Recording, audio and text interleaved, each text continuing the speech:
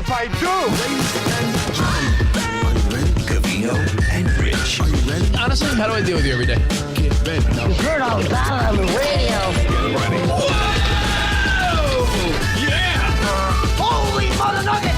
And holy mother meatball! I'm the smartest man alive! You're so ridiculous. What? You're such a fool. Get out of here. Oh, I'm a disc jockey. What's a disc jockey? Turn it up. Turn the show. Here we go. Covino and Rich. Let's go! Yeah, that's what's up. Yeah, that's what's up. Welcome to the show. Good morning and good day. I said good day. I never even watched that stupid fucking movie. What's Willy the Wonka. movie? I never watched that shit. That was never my thing. Never ever. There were my things thing. that people said when I was a kid. And I'm like, that's just not my shit. That and it's like a David Bowie movie where people were like flying on mythical creatures. Like Labyrinth. Yeah. There were certain things that people talked about, and I'm like, nah, no thanks. That, Willy Wonka, I don't know. However, this guy, wilder than Gene, and we be rocking out. All right. What about like Willow? No, can you How about say... Never-Ending Story? No. Oh, I love Never-Ending Story. What about Princess Bride? Yes. Okay. Because Andre the Giant was in it. I never watched any of that shit. Too cool for school. Whoa, Steve whoa. Covino, what's up? Nice to see All you. those others, I could say, well, you know, not your style, but... I liked Never-Ending Story when I was 7. I like the song. But Now Princess, you watch it, it never ends. Around. Princess Bride was legendary. Yeah, I wasn't into that. But Princess Bride to me was in the same vein. I just don't like the title. Yeah, It was maybe never so. my vibe, I guess. I don't know. Yeah. Either way, Goyles. I quoted Gene Wilder, Willy Wonka. I said good day. And I never cared for that movie ever, nor did I care for the remake. But I do wish you a good day. The remake was the worst. I have a question. If you've seen... It's just like a weak attempt at being like the Wizard of Oz or something. If you've Just seen sucked. if you've seen every good part of a movie, but you feel like you've never watched it start to finish, have you seen it? I think I've seen it maybe once, but was never really fond of it the way other people were. Like, I don't think there's a Willy Wonka reference you can make that I wouldn't get. But I don't think I ever sat down and said, here we go, play. What about the snozberries taste like snozberries? Yeah, like I know all the references and all the scenes. Do you? I felt that way about a few movies where I'm like, nah, I haven't seen it, but I've seen it. I don't need to see it. I lived it. All right. What was the beverage that Grandpa Joe, that slug, and Charlie? I didn't see the movie, but I know Grandpa Joe is the slug that's laid in the bed, and they're all like Then he looking pops like out, he's hobos. like, what was the drink that they stole that caused them to get booted? Some type of coffee drink. Okay. It's Sanka. vodka soda. So you don't know. Sanka? Ovaltine. Bosco. I don't know. Jaeger Tell us. bomb. Come on. Tell us. I will tell you this, that Mr. Beast, you know that guy Mr. Beast, the YouTube sensation? He's like the new Willy Wonka. Like, he actually gave people chocolate factories. He's doing crazy shit on YouTube like that. So that's what makes him legendary. It's all there, black and white, clear as crystal. You stole fizzy lifting drinks. You bumped into the ceiling, which now has to be washed and sterilized, so you get nothing. You lose. Good day, sir. Doesn't he then say, I said good day? I think that's what we. Did I just make that up? I said good day. I'm pretty sure he says, I said think good day. that there are movies that.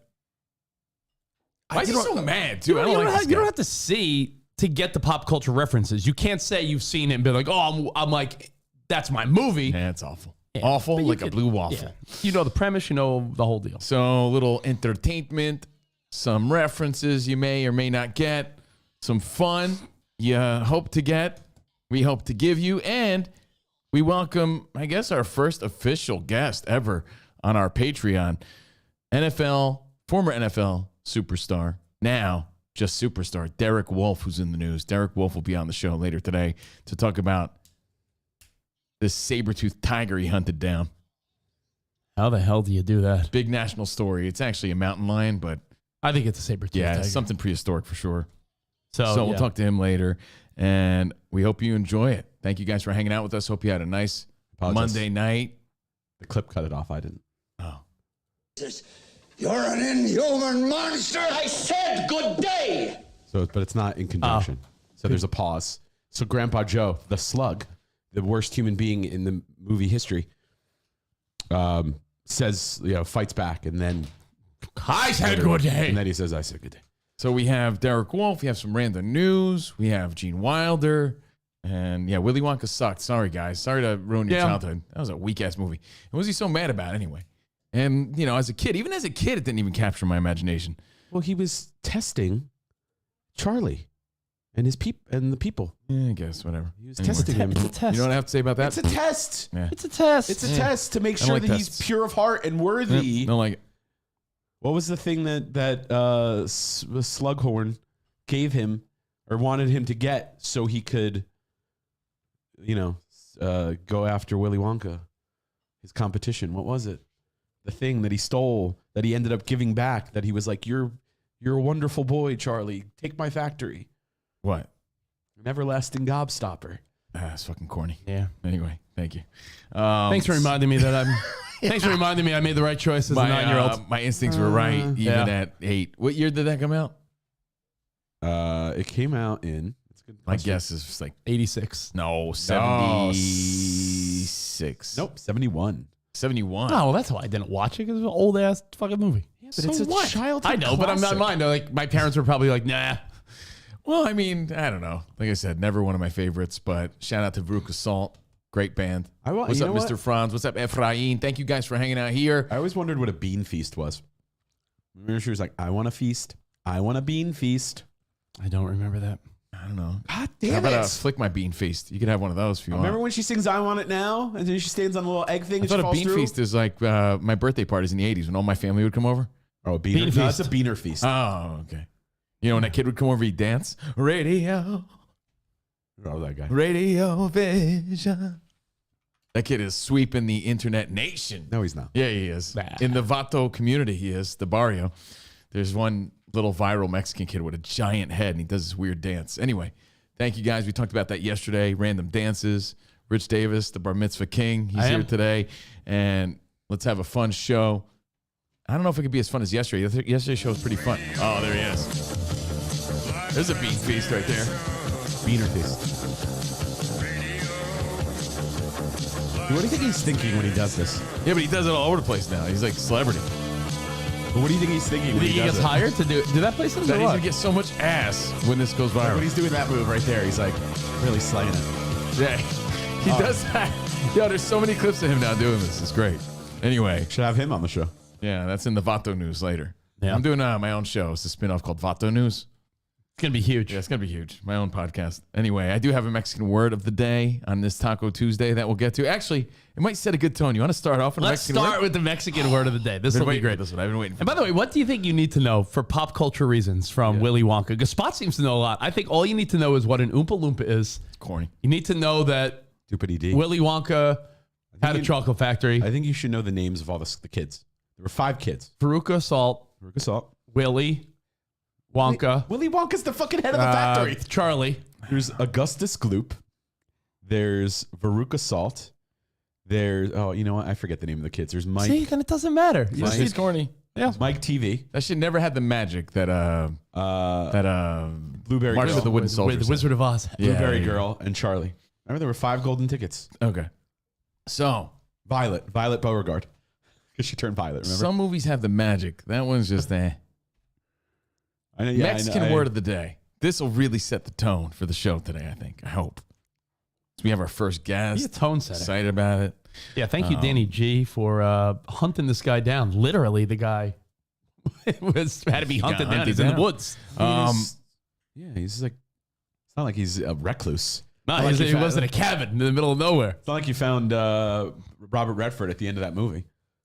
This guy's a stud, by the way, Derek Wolf. 6'5", 285 pounds. Beefcake.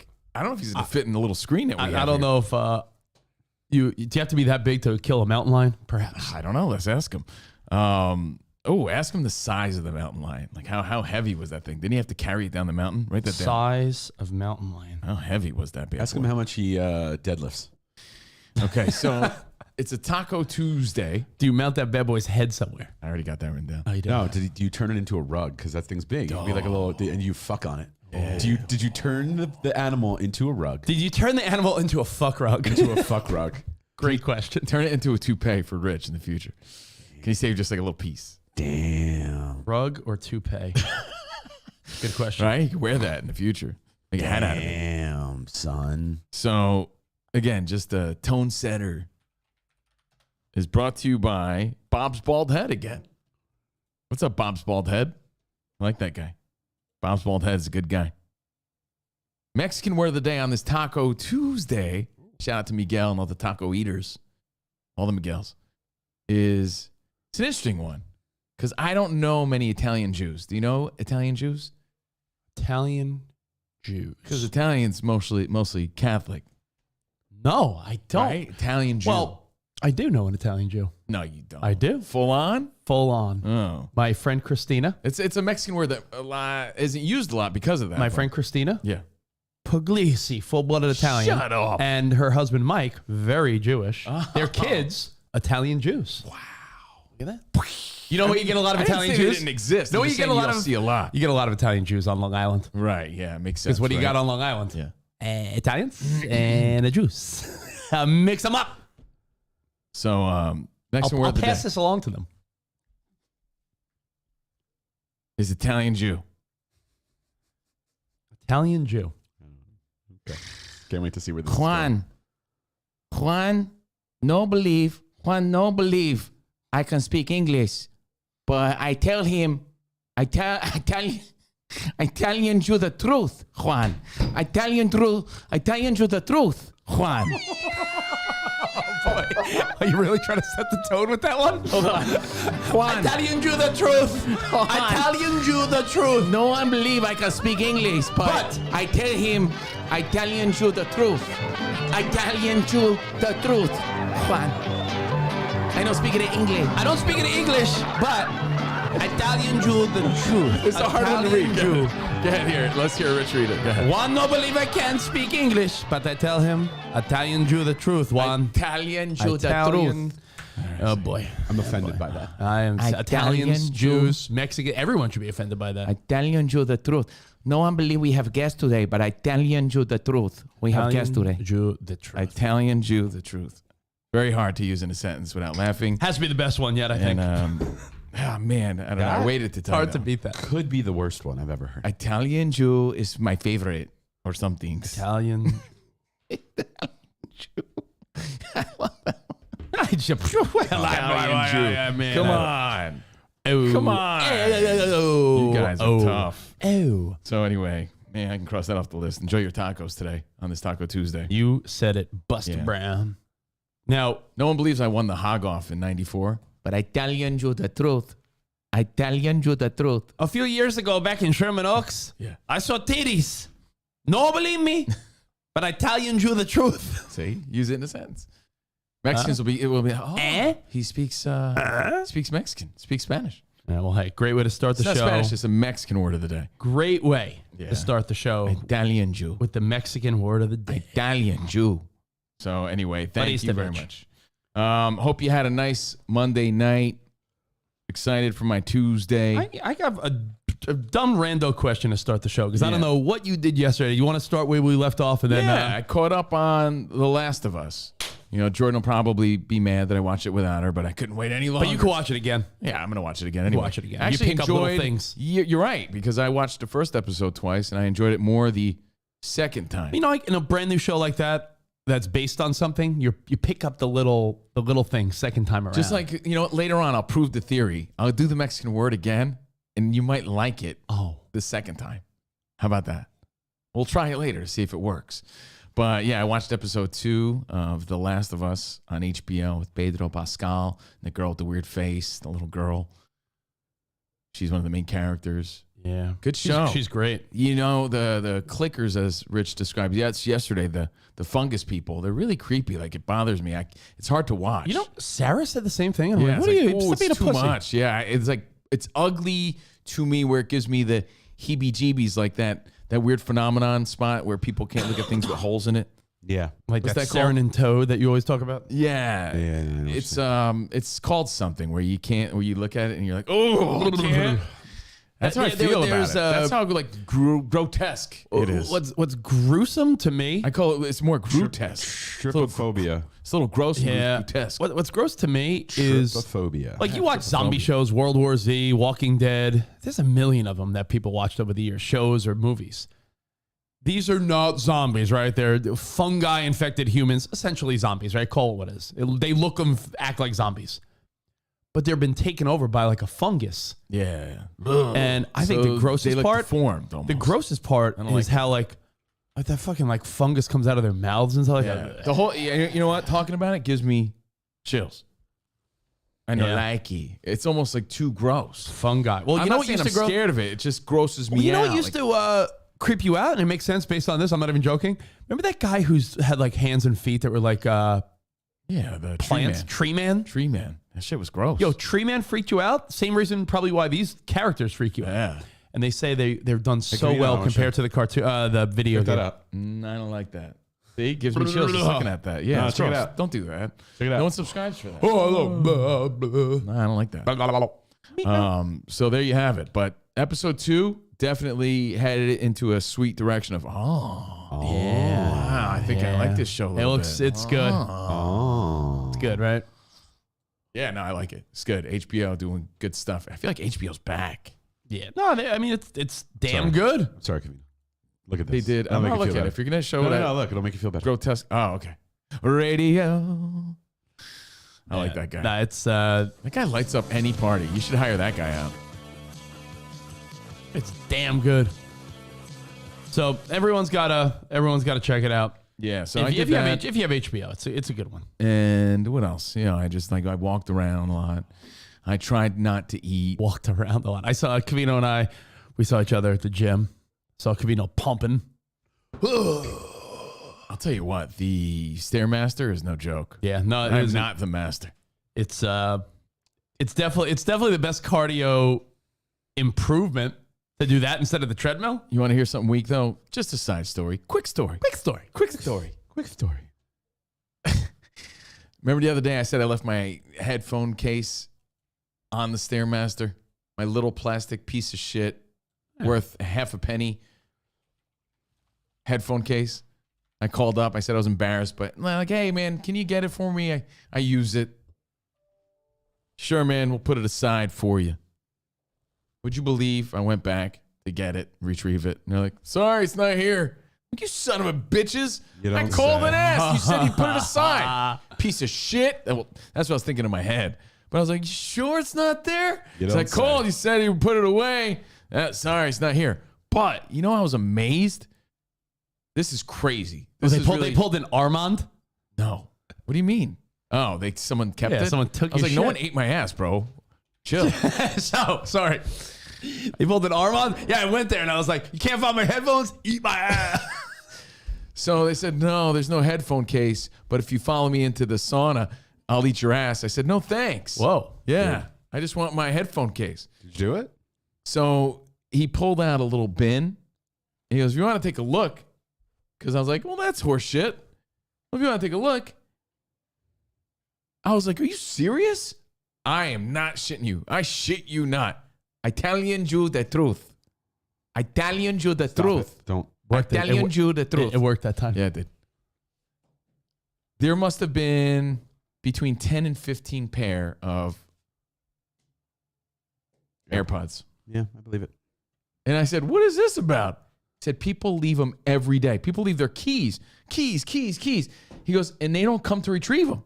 I'm like, That's what wild. the fuck? Because Sunglasses, I mean, other that's headphone cases, absurd. you know, random shit, fanny packs. Like, I'm like, every day people leave these things. It's like every day. the guiltiest I am is And when they don't come back. I'll start with a little cardio before I work out. Yeah. And once, maybe every few months, I'll leave my keys on the treadmill or whatever. And then halfway through my workout, I'm like, oh, fuck. I go back and they're right there.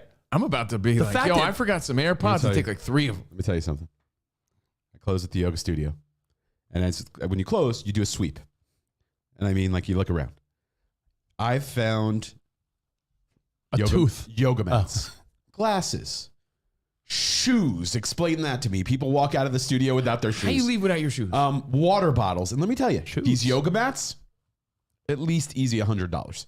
And the current lost and found is overflowing Uncle Joey will love some iPods. with shit. Like the water bottles are at least like $50 because these are all those hydro flasks. It's like the carelessness of people and the fact that they don't come back for it. That was the takeaway because he had like a little like, and would you believe they don't even come back for it? I guess they just buy new ones. You know, and I was like, oh, now I'm going to ask him next time, what do you do with them all? Because I'm curious. You know what? I think there's a holding period, and then it's like a laundromat. But then what happens? then they take It's like a laundromat. Yeah. There's That's a free for all. it's like a No, then laundromat it's like or the, a dry cleaner. Like after a year, they're pretty much like, hey, who wants to take it? No, it's like the janitor when he would throw all the balls off the roof at the grade school. Yeah.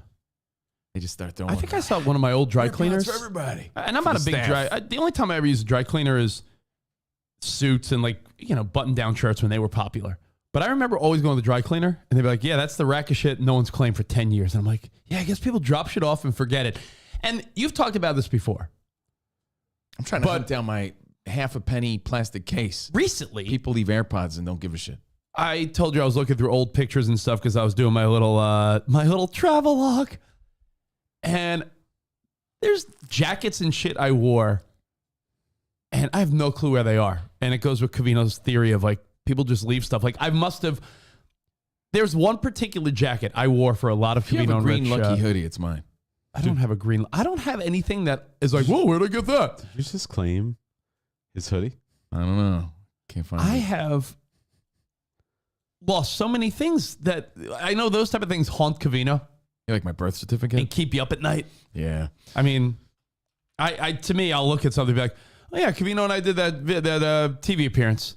I used to love that jacket. Where is that jacket? Then I'm like, I don't know where that jacket is. And I'm like, maybe Covino took it. Well, that's the story. That's the update. So yeah, I did hit the gym. I hit the Stairmaster. Saw Rich there. I was like, what's up? And we went on our way and did our own thing Monday night. So I hope yours was great. And what did you do? I got me back guess. here. You wrestled around with Ben. Ben kicked your ass. I wrestled around with Ben, who is just such a fun age right now. I did wrestle around with Ben, but I went to the supermarket and I'm usually pretty quick, man. I'm usually like some people dilly dally. I know Seinfeld does the bit where you go in there and you end up like walking down each aisle like slow, like ooh.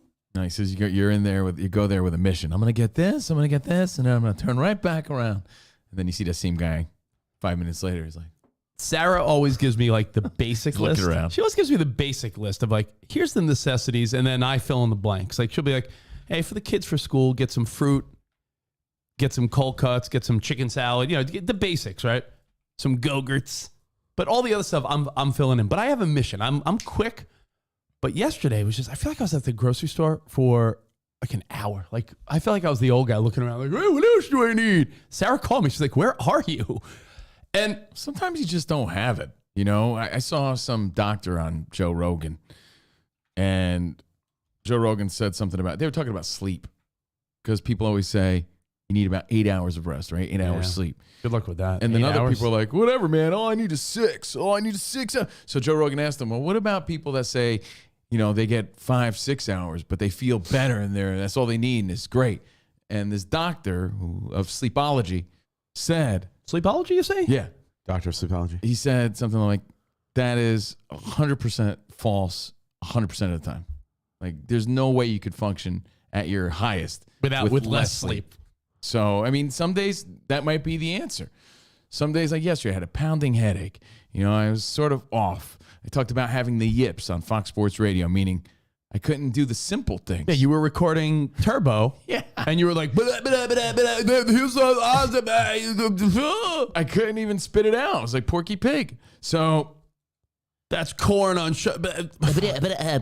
that's corn. So maybe that's why.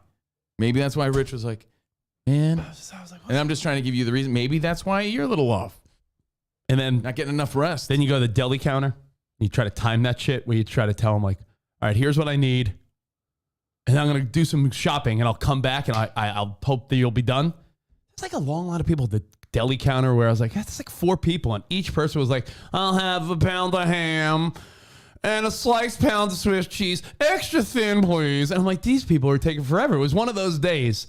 But my big observation, because I do the grocery shopping, it's part of my... It's all about the he said, she said bullshit. It's part of my breakdown of responsibility. So, yeah, I handle the grocery shopping. Sarah does like the bigger Costco shit. There's certain items that are so expensive right now. And I just wonder if you've ever stopped buying something because you're like, yeah, that's just too expensive. Or you just have to accept the fact that, hey, dude, you got money. You're growing up. You just accept the fact that things get more expensive. There's 2 types of people, 2 types of like rationale. you were telling me you're Jordan refuses. That's wild to me. Refuses. We are at Fred Meyer in Idaho. Fred Meyer. And what was it the other day? She picked something up, like, I don't know, a bag of chips, like pop chips or some shit. And she brought them to the counter, and then she put them back. I'm like, why? She's like, I'll just get them when I get home. They're cheaper at home. I'm like, are you serious? Just fucking get them. You know, like, you don't want the pop chips? Take the pop chips. If I want that shit and it's like not breaking the bank, I'm going to buy it. And I'm not being careless. I'm just saying I want that shit. That's all. It's not about being, what's the word? It's not about being frivolous. It's not. It's about being, hey, you work hard, you want things. What are you going to do? And then there's people who are like, no, I refuse because I know it's cheaper and I feel the feeling and I understand of being ripped off in that moment. I get it, but there are things now that I'm like, well, how bad do we want it? Because it got pretty pricey. I wrote down a few things just because I feel like I've been doing the grocery shopping, for myself and now for a family for years. And I usually don't pay too close attention to like, man, that really got pricey. Well, again, ignorance will make me buy those things at whatever the price it is and not really even look. Like, yeah, whatever. How much could a bag of chips be? Or how much could the syrup be? I know Rich will probably bring up syrup. I know the one. So I won't care if I'm there and I need syrup. Oh, like someone needs to eat my ass. Syrup is like, or jelly. What do you prefer? Syrup. Yeah, I'm more of jelly's not as sticky as syrup. But syrup? In your ass. Like if you want one of those little tiny jugs of maple syrup, it's like $16.99. Meanwhile, like the sugary Aunt Jemima, like regular thing is like $3. Jemima, bro. And it's not Aunt Jemima anymore. Auntie Jemima. It's is it Mrs. Pettigrew's? What is it? It's Pearl's Milling Company. Mrs. Pettigrew. Yeah. It's a white lady now. But I wrote down some things that were like, holy shit, it's expensive. And I'm thinking like the people that do have to just get by month to month must be like, well, guess I'm not eating that anymore. Eggs are like $8. And again, we don't go through a lot of eggs, but if I need eggs, so please help me buy them. No, I get what you you know what I mean? So I still bought them. I'm not going to wait. But Sarah wants the pasture raised, not pasteurized, the pasture raised eggs, the better eggs. So they're like $10. The regular eggs, $7.99. What are you, Buxton, bro? Fancy. Yeah, man. You got little kids that are growing. You want the good stuff. So eggs, $8 to $10. I'm like, man, eggs, $8. But then I'm thinking to myself, well, you know what? You wouldn't have a problem getting, if I said, Covino, 2 eggs with bacon on a bagel at some place like $7. You're like, yeah, no problem. Right? Si, senor. Eggs, fucking expensive. Italian Jew, I get what I want. So, eggs, cross it off. Cross it off then. Cold cuts. You get like a pound of like boar's head, low sodium turkey breast, or like blazing buffalo chicken breast, or any type of cold cut. A pound is like $15. I just feel like cold cuts used to be sort of like a cheaper thing, right? Yeah. And now cold cuts are like, yeah, you can make a few sandwiches, but a pound of cold cuts. Where are you going, by the way? Ralph's, which is not as expensive as Whole Foods or Pavilions or those places. Boar's Head, or are you buying the cheap shit? Boar's Head, not the cheap shit. That's why. Yeah, but like, or the other. But here's the thing: Boar's Head was always expensive. I know. I grew up on. Did you ask for it? ShopRite brand or A&P brand, whatever meat they were slinging. Eats. Yeah, at the deli. We didn't get the fancy meats. So cold cuts. Do we bologna sandwiches? Bologna. 15. It's like a pack of. I love the like. What's it like? Boar's Head, like blazing chicken, sliced bread, low sodium sliced chicken. Blaze. It's called blazing buffalo or something. $16 for a pound. Damn. Cold cuts. I don't know how you afford it. When the fuck did skirt steak? Yeah, tell Ben he better eat some Spam. Skirt steak used to be the cheap steak.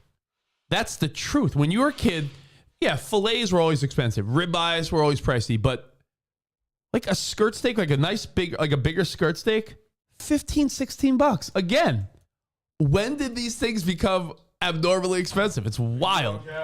So, skirt steak, bread. What's that one I get? Like nature something. I get the honey oat. People know what I'm talking about. It's a popular one. Like the nature something honey oat.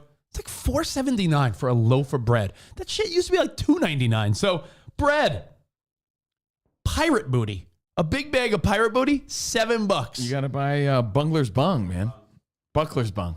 And then when you even go out, like I found the one takeout place that's expensive. By the way, you got to buy Dave's Killer Bread. Is it too rocking for you or no? That's like $25. Dave's Killer Bread? $25. Dave's Killer Bread is like $5, Yeah, $6. I think it's too rocking for Rich. Yeah. He needs a I Nature's like Dave's Miracle Killer. Bread. I use Dave's Killer Bread. It's pretty good. As far as takeout places go, I feel like the place that See, but again, you have to have a frame of reference. And You I don't have have to be a frame honest, of- I don't. you don't have the original. So I don't frame know the reference. difference between Buccaneer ass But you know what it and is? Pirate Booty. I don't know the difference. You know what it is? It's much like when gas was on the rise. And I don't mean in Covino's stomach. I mean the price of fuel was on the rise. So you have no choice. What are you going to do? No, Not drive? No, that's what I'm saying. Like, What are you gonna do? You Not still eat? you still buy it, but your grocery bill. I'm just trying to say for the people that I imagine are couponer, budget, month to month people must be like, what the fuck? A guy like you has no point So of reference. everything I went at up? least- What about cereal? Cereal, I wait. I'm like, this is where I'm like, Jordan, I do wait for two things. There's two things at the grocery store that every couple weeks, they're abnormally cheap. Like all right, a bag of Lay's potato chips, like salt and vinegar chips, $3.59. Every couple weeks, it'll be like buy two or more, and they're $1.99 each. So I'll wait for that. Same with cereal. The little boxes like Fruity Pebbles, Cheerios, all that, $4 every couple weeks. They were just buy Pebbles. 3 or more, I and get they're it. $1.99. It makes sense, but I try to go as little as possible. So No, if I me need too. it, then I'm going to have to No, get it. I They were agree. just Pebbles until Rich brought them. I know, and then it became Fruity Pebbles. But yeah, like when you go out too, the one takeout one that I'm like, man, every time I go there, I feel like Chipotle. For the most basic like Chipotle bowl or burrito, it's like $13 now. May I I offer get a it. suggestion? But my suggestion is for all the people that complain about, people should make minimum wage. Just that. How do you expect people to live on planet Earth if people are making anything less than like Got to start your own chocolate factory. anything less than like $15 an hour, even when at Got to be an cheap entrepreneur. places like make some money. Got to make side money. Everybody needs side hustles. Yeah, make a suggestion. where we Make live a in. suggestion. Yeah. Start shopping at Aldi. Aldi. Aldi. It's right over here. I go to this Aldi now because it's nice. It's new. Italian Jew, Aldi is weak. But you got to adapt. Yeah. You want I mean, do you there's want a to sit here? solution. Do you want to sit here and complain? Do you want to take it? Or do you want to have cheap food? Chicken, $1.79 a pound. Aldi, and this isn't a D's Nuts joke, but they always had like a great nuts selection there. Oh, they have a fantastic nuts. I'm serious. And Aldi. And I'm Well, like, you know why? all these Aldi and Trader Joe's cut from the same cloth. Yes, sister but company. Sister company. Sister I guess I was gonna say Trader Joe's has a good Actually, selection of nuts and trail actually- mix and shit like that. They're technically brother companies because Brother it was two brothers who split off. Frankie Aldi Frankie Aldi. and Joe Aldi, and he's became Trader Joe because he's a Yeah. fucking trader. And you know what the dispute was over? A package of chicken breasts. Cigarettes. One didn't want to sell cigarettes because it was a European brand. So one was like, fuck you, I'm going to America and starting Trader Joe's. You can't substitute certain foods. I agree. Like, what are you gonna go to Aldi? What are you gonna get, Spot? There's certain brands you No, want. he said you can substitute food. You can, but I'm saying you can't on other things. Low grade food. Yeah. The meat at Aldi, by the way, Stu's knocking the meat. The meat at Aldi is fantastic. It's really good. All right. Well, hey, I'm When just Spot walks in. And it's all fresh, never frozen. yeah. Their no, I'm- salmon, never frozen. Listen, Actually, their chicken's frozen. Their salmon's never frozen. yeah, no biggie. It's just it was my observation. But it You asked me what I seems like everything. You asked- it must yeah, be you- shipping costs Yeah, or you something asked me if what it's I everything. did. You asked me what I did yesterday. And I just feel like I spent way too long at the supermarket, and my biggest takeaway was I didn't even do like a big ass shopping trip, and it was almost a couple $100. And I'm looking around like, what did I get? And I'm like, even you know what's expensive? Chicken thighs are usually cheap. Chicken thighs are like $11 for a pack, like a regular pack. I'm like, chicken at all, thighs are usually the cheap ass shit, dude. And I'm going to Ralph's. You go to Pavilions or Whole Foods. What's that handbasket That's even phrase more that expensive. parents say that my mom says every day? Go to hell in a handbasket. Everything's going to hell in a handbasket. That's such you ain't kidding, bro. I've always said that. It's true. Hell in a handbasket. Look at the prices of Fruity Pebbles. Look at the prices of chicken thighs. I'm telling you, this place, Italian Jew. This world's going to hell in a handbasket. Pete Nice, Whatever that means. said he noticed this. He goes to Aldi, says gets the deals. Aldi. Well, that would be the solution and to your problem, Drew to Mac saying all of our problems. Drew Mac says, I do 90% of the grocery shopping and cooking. I have no idea how much shit costs. What are you, a broke bitch? Yeah, you can't be. That's the other. Hold on. There's a better solution to this. It's called "Don't be a broke ass bitch." You're a broke ass bitch. Yeah, is that the solution? Don't be a broke ass bitch. Part of it. It's harsh, but that is part of the solution. You don't want to have the feeling of ever being ripped off. I get that. Called you a You don't want to broke-ass spend bitch. frivolously. We already explained that. But you also don't want to be a broke ass bitch where this stuff really bothers you. Well, that Sarah much. and I start saying like there are times where you always like to think that eating at home is the cheaper solution, and sometimes for certain items it's like it's really not that big of a save. Really? Like if you're getting a big thing of chicken Explain. breast, no, I'm saying like if you're getting a big thing of chicken, it's $15. Getting a couple chicken sandwiches on the run or something like it's not always. It used to be automatically the cheaper option. Probably still is, but But it's not that. yeah, it's not different. like yeah. Well, yeah. I mean, I'll take it from Rich. He does the shopping. You know, meats were expensive. Rich is saying everything's expensive now. Everything's expensive, and I just feel bad for. I feel empathy for those that are on a budget, and For sure. you know maybe you're going through a tougher time because truthfully, there's no way around it. Like Spot said, or you said, what are you not going to eat it? Man, eggs are $8. What are you going to say? Well, because I'm not eating eggs. You're going to eat eggs. It's like gas. You need it. You're not going to be like, well, I'm not going to drive. Well, you fucking drove, and you know, Gas, not eggs. what is gas now? More so what $4 bothers or me $5 now. It's a little Gas went cheaper down now. a lot, Yeah, yeah. gas went down significantly. It's only I think I got it for like $4.15 the other day. What bothers me more than anything is like when someone says like I can't. Like, no, don't get that. Like when Jordan says no, even if it's like double the price, the fact that she said no makes me want to say yes. And that bothers me more than anything. I think everyone I'd rather has pay $8. everyone has their instead own of little. $4. Everyone has their own little. No, because it's double the price. I'm like, yes, because I want it now. Yes. That shit drives me crazy. I know you, and I should probably talk to somebody about that. And I know you'll never lose that battle because you'll just buy it because you're a grown man. But I mean, probably. I might because she's right. And then I have to like take a deep breath and say, yeah, I'm paying double. She's right. I mean, Mauser, I don't know if he's being facetious or not, but I agree. He goes, toiletries too. Yeah, deodorant's like $6 now. Nothing's cheap. The end. I know I'm just making an obvious statement. Nothing's cheap, everybody. Next conversation. It just abundantly. Joe Biden. Italian Jew. It's abundantly clear that while Hell in a there's a handbasket. lot of people doing well, there's a lot of people not doing well. Just groceries and shit like that. Well, then I are feel very bad for pricey. the broke ass bitches, like Rich said, and I say that kindly and jokingly, of course. But if shit's that expensive, and you don't realize it, good for you. You know it's expensive Meaning, too. like that means you're doing well. But yeah, it sucks for Want me to tell you people something that's going expensive? to check and really on the struggle. And I think this is that there's no escape of this one. Cheese is expensive, more than ever. More than How ever. about Cheez-Its? Probably expensive too. But you know what's expensive? We get the Mexican blend, like the bigger bag of Mexican blend for the kids to have like little bean and cheese tacos, or you use cheese a lot when you have little kids, right? But that big bag of like shredded Mexican, like the Mexican blend shredded cheese, Yeah. that bigger bag, like $13. Like $13 cheese, huh? All right. Butter. That's my favorite, by the way, the Mexican blend. Yeah. So I feel like it describes. That's like I love that. made for me. You know what? Butter. The pack of like the four smaller sticks, Yeah. $4.99. Everything's man. it's just Hell in a handbasket. bro. hell in a handbasket. By the way, That's what does it. that mean, Spot? Can you look that up? The origins of hell in a The world is handbasket. going to hell in a handbasket. Yep. I'm Italian Jew.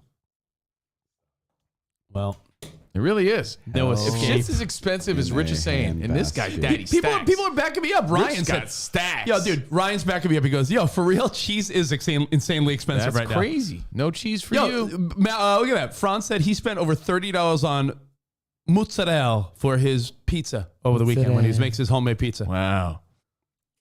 So that means pizza prices probably. I use the Costco membership for a lot of things. It just the day-to-day things. I'm not buying. Costco gives you no deal on meats. I know you guys could back me up on that. There's no real deal on meats. It's not. It's just the truth. Look at the value, per pound. There is at Aldi. You'll believe me. I'll check it out. You'll believe me when you go. I'll check it out. It's right All you there. gotta do is go once. One be more like, box. This is all I want you to do. Go once. You'll walk and be like, "What the fuck is this shit?" and leave. That's okay. That's all I want you to do. Okay. I just want you to Where is it? experience. There's one right next to Chick-fil-A. Aldi is next to Encino? No, right here. Oh, They open Right one. here. really? You know Right across from the gym. what is that? Fallbrook and Victory. Man, Fallbrook and Victory, where that in your sweet ass town. It's where- like check cashing places opening No, up. it's not. no, Yeah, now there's gonna be a fucking. brand There's gonna new. be a It's gun nice. place and a There's gonna be a fucking pawn shop opening up right next pawn door. shop and a fried chicken. place. So there's you go in, and I'll even tell you how it's laid out. The meat and cheeses are all the way in the back. You don't have to tell me how The supermarket's produce laid is out. right in Telling you. front. This town, hell in a handbasket. The freezer section's over to the Aldi. right. It's the beginning of the end. You have to know how to look for the deals, and it takes a little time to get acclimated to how to do it. Jesus. But like, You don't want Aldi opening up in your town. You want fucking Trader Joe's opening. No, you want that's that Whole sweet Foods. ass You one. want No, Whole that Foods. sweetest one. That you just want opened up. Erewhon. You want Erewhons for sure, and Whole Foods, and you don't want that shit. No. Anyway, that sucks. Hey, That sucks. If Rich, and I'm not saying that he doesn't know. I'm saying Yeah, I'm- he's a guy who's doing well, and if he's doing well and he notices So this much, that must be hurting some people. I just by did. the way, that sucks. The phrase "hell in a handbasket" dates back to 1515. Oh, Used to be sounds right. hell in a wheelbarrow, maybe. I don't know. It was yeah, this world's been going to hell for a long time. There's a lot of fucking origins that it could be.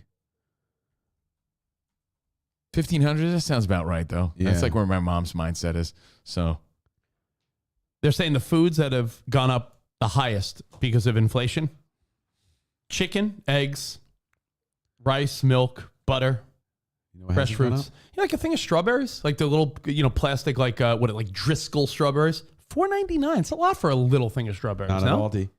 Not at Aldi. You got all Honestly- the answers, bro. Honestly, the Aldi strawberries are like $1.49. It's great, but they're Driscoll. They're great.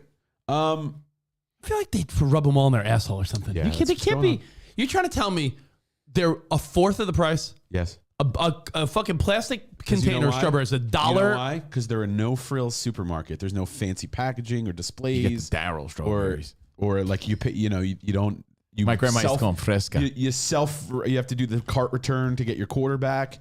It's like it's a whole system to keep everything low. Everything's in like the packaging it comes in, like the boxes. It's like a little bit of a warehouse type of feel, but it's a nice grocery store. You know, You're gonna love it. It's brand new. I'll throw one more at you as far as things that got expensive. I buy them all the time because it's Ben's favorite. He loves that. The kids love those little, we talked about the Hostess donuts, little chocolate donuts in the white bag. They used to be 2 bags for $5 usually. That was the thing. It was like 2 two for for $5? $5, $2.50. And you can buy one for $2.50. $3.69 for 1 bag now. So what does that tell you? Just No, but that the everything. world is sucking ass right now. World sucking ass. And there's a reason for that, probably. And I'm not getting political. I'm just saying that it's just inflation, and our economy's ass. Interest rates are ass. I heard the stats. My brother told me. My brother went from doing 6 jobs a day when it comes to appraisals because interest rates were good. 6 jobs a day to 3 a week. So that's 30 jobs a week to 3 jobs a week because the economy's so bad. So, I mean, it's going to reflect on everything. They had to kill thousands of chickens due to the bird flu, which would make you realize why eggs, from September 2022 until now, the highest inflated item. Were they eggs, vaccinated? Eggs, 40%. Margarine and butter, 35%. Flour and prepared mixes in the 20%.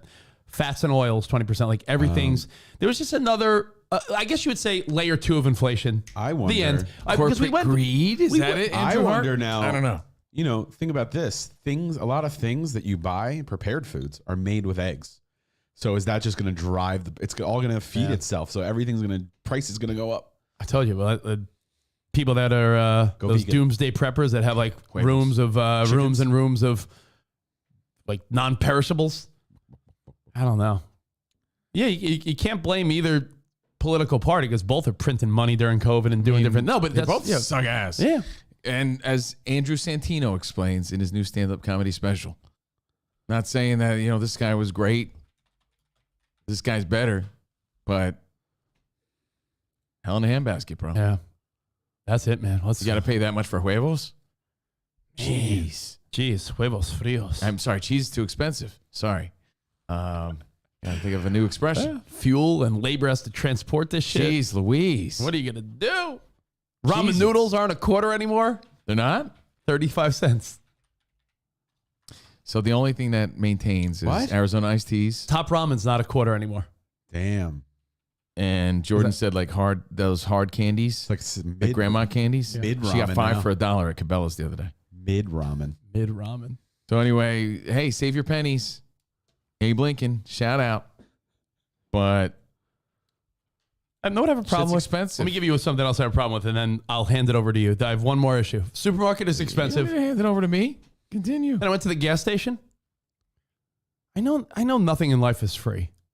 The best things in life. Why did it bother me so much that it costs $2 to get air at the gas station for your tires?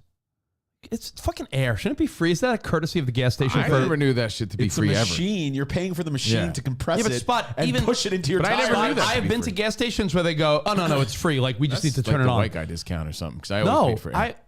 I've always heard It people was like say a quarter or something, but I still paid for it. Yeah, maybe You're not paying for the air. Yeah. You're paying for the All right, maybe mechanism that shoves it into your tire. maybe a quarter, but You're paying for pressure, Listen, essentially. dude, my grandfather, I used to hang around gas stations once in a while. My grandfather worked at a gas station, and gas stations, air and water They in that used little to be, little yeah. pump area was I always know. free. You tell the guy flip the switch or whatever. You didn't when we were growing up. You didn't pay $2 but air in your They tires. figured out that they could charge for And then it. I had the dumbest thought. Wait till they charge for the little squeegee that you have to use. Yeah, right. Imagine, you want to squeegee your windows? It's like the fucking thing's locked in there. Quarter. I'm convinced that why are more people not filling up their tires? Or maybe not everyone feels the need to, but there's millions of cars on the road. Every gas station, anytime I've ever needed to put in air in the tires, never once have I had to wait. Wouldn't you think there's always someone at the gas station putting air in their tires? Never thought about it until you brought it up yesterday. Well, that's like Millions saying- of cars on the road. Maybe you just got good timing. But there's also millions of cars on the road, and you still are able to pump gas into your car. That is true, but there's always people at the gas station. I mean, Yeah, you should but- need gas more often. You're right. Yeah. You're right. Hey, Spot, you're right. When you're right, you're right. It's like, outside of like temperature change or like, poor Air tires. is free at 99% of the stations in Minnesota. Yeah, people are saying, air costs $2 in Chicago. I like my deep thought better. I see people eating every day. I never saw them eating an Abba Zaba, like ever once. The only person I've ever seen eat an Abba Zaba is Dave Chappelle in the movie Half Baked. They're still there. Yet they're still stocked on the shelf. Someone's buying. Someone brings up a good point. I think it was Ray.